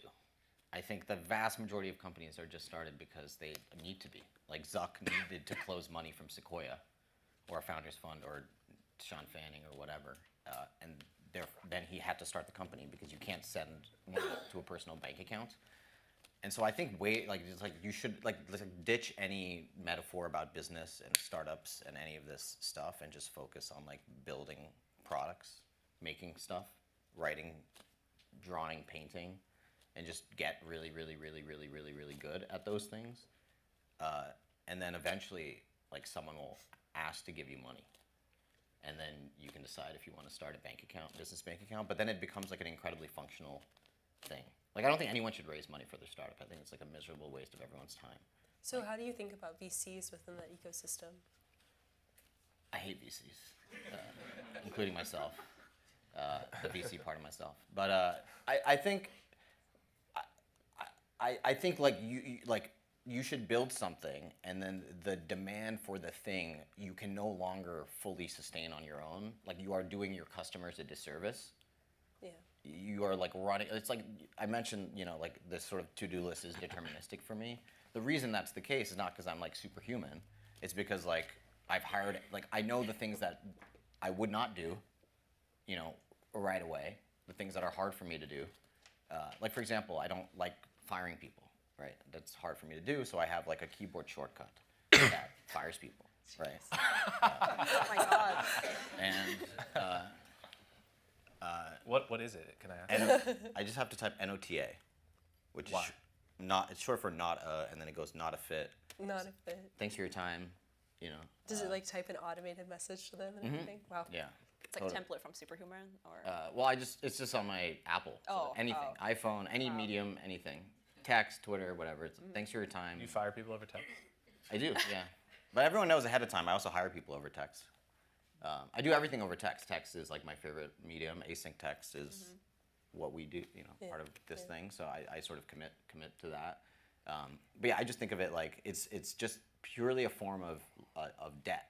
VC is just debt, right? So you raise debt in order to buy an asset that can generate yield for you faster than the interest on the debt, right? So you raise venture capital in order to hire software engineers so that they can build the thing faster than you would be able to build the thing, or with more energy, or with higher quality to design.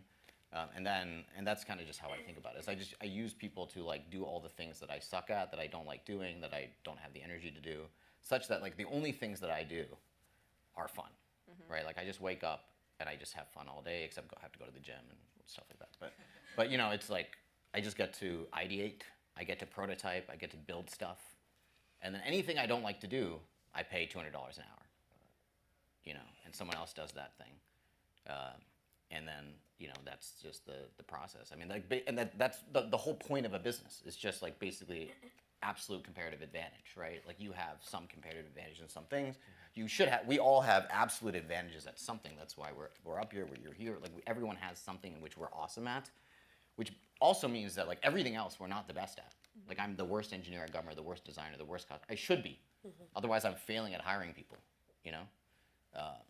Like the only thing that I'm the best at is that I'm the only person in the world, to your point, I'm an expert in the creator economy.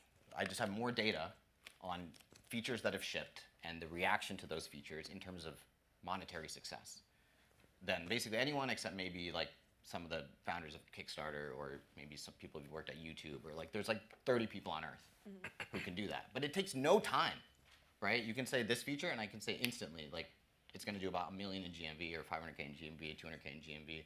I'm wrong a lot, but I'm sort of probably way more accurate than most people because I have the data set, right? I fine-tuned the model in my head, and I'm just honest about that.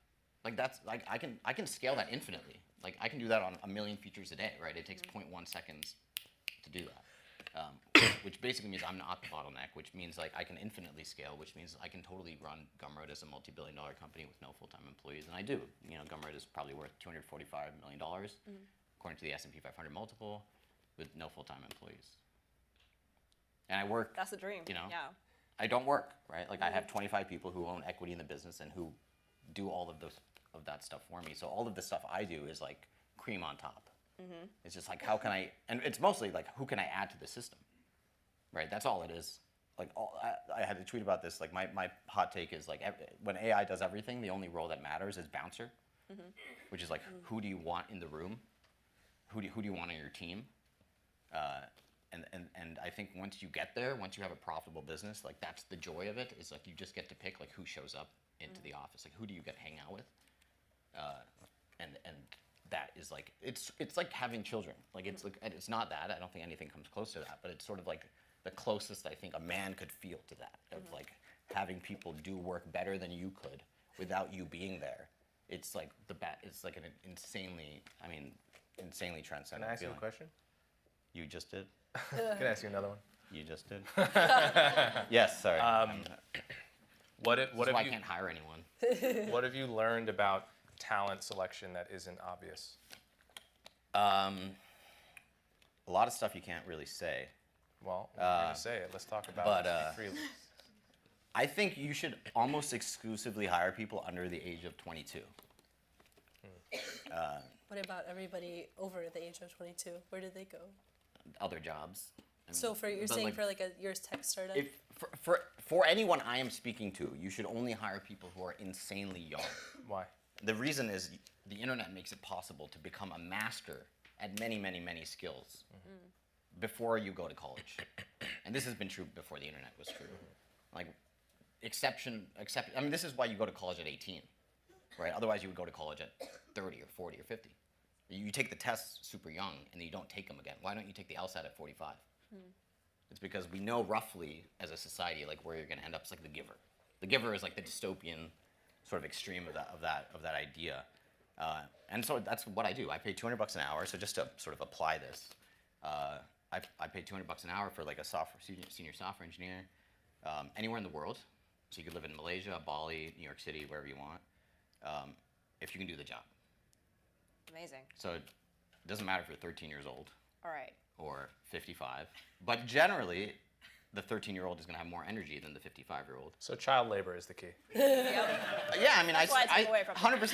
Yeah, I mean, I grew up in a country that, legalizes child labor and has no minimum wage, which allows young people to compete with old people, which means that the jobs that people do at Starbucks are done by 16 and 14 and 15-year-old kids. If you're doing that job at 25, I would say don't hire that person, right? Like that's not someone I would recommend you not work with that person. You should work with the elite, the top 1% of 1%. And inherently, all of those people will be exceptional. I mean, you go on Twitter and you just see brilliance like all day long, right? And it's like, why would I hire someone who had that's going to cost $600,000 a year?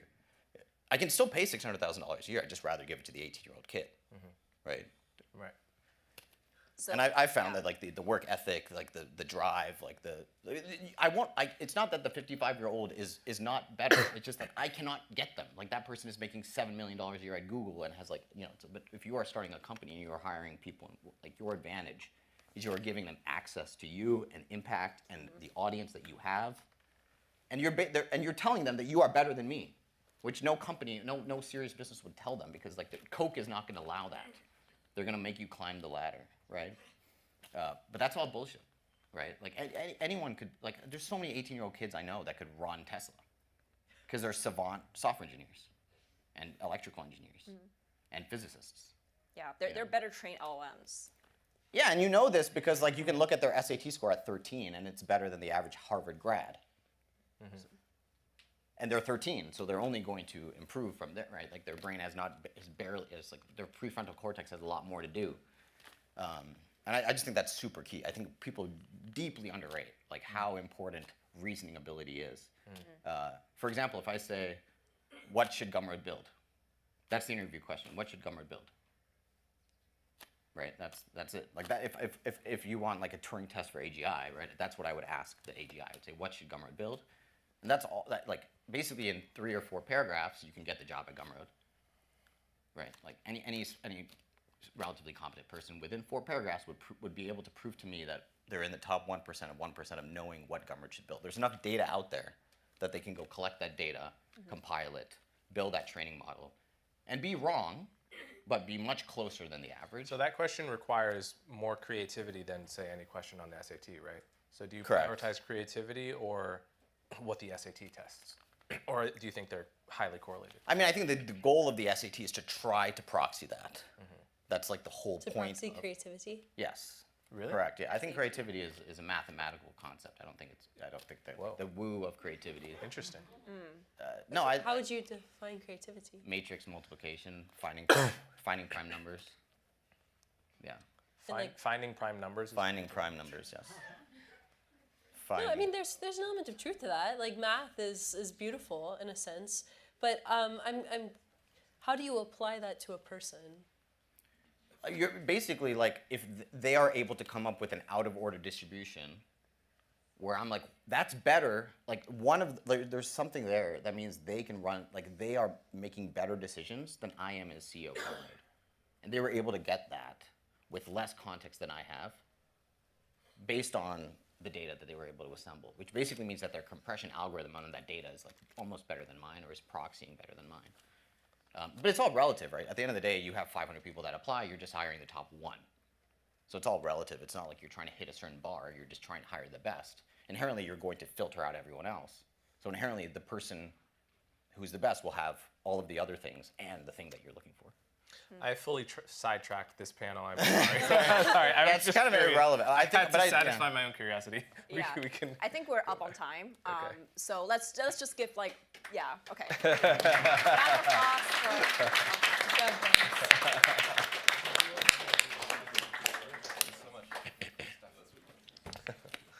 Everyone, I want to leave you with one very important word.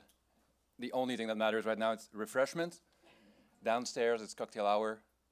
Please enjoy, please discuss all of this, and thank you for coming.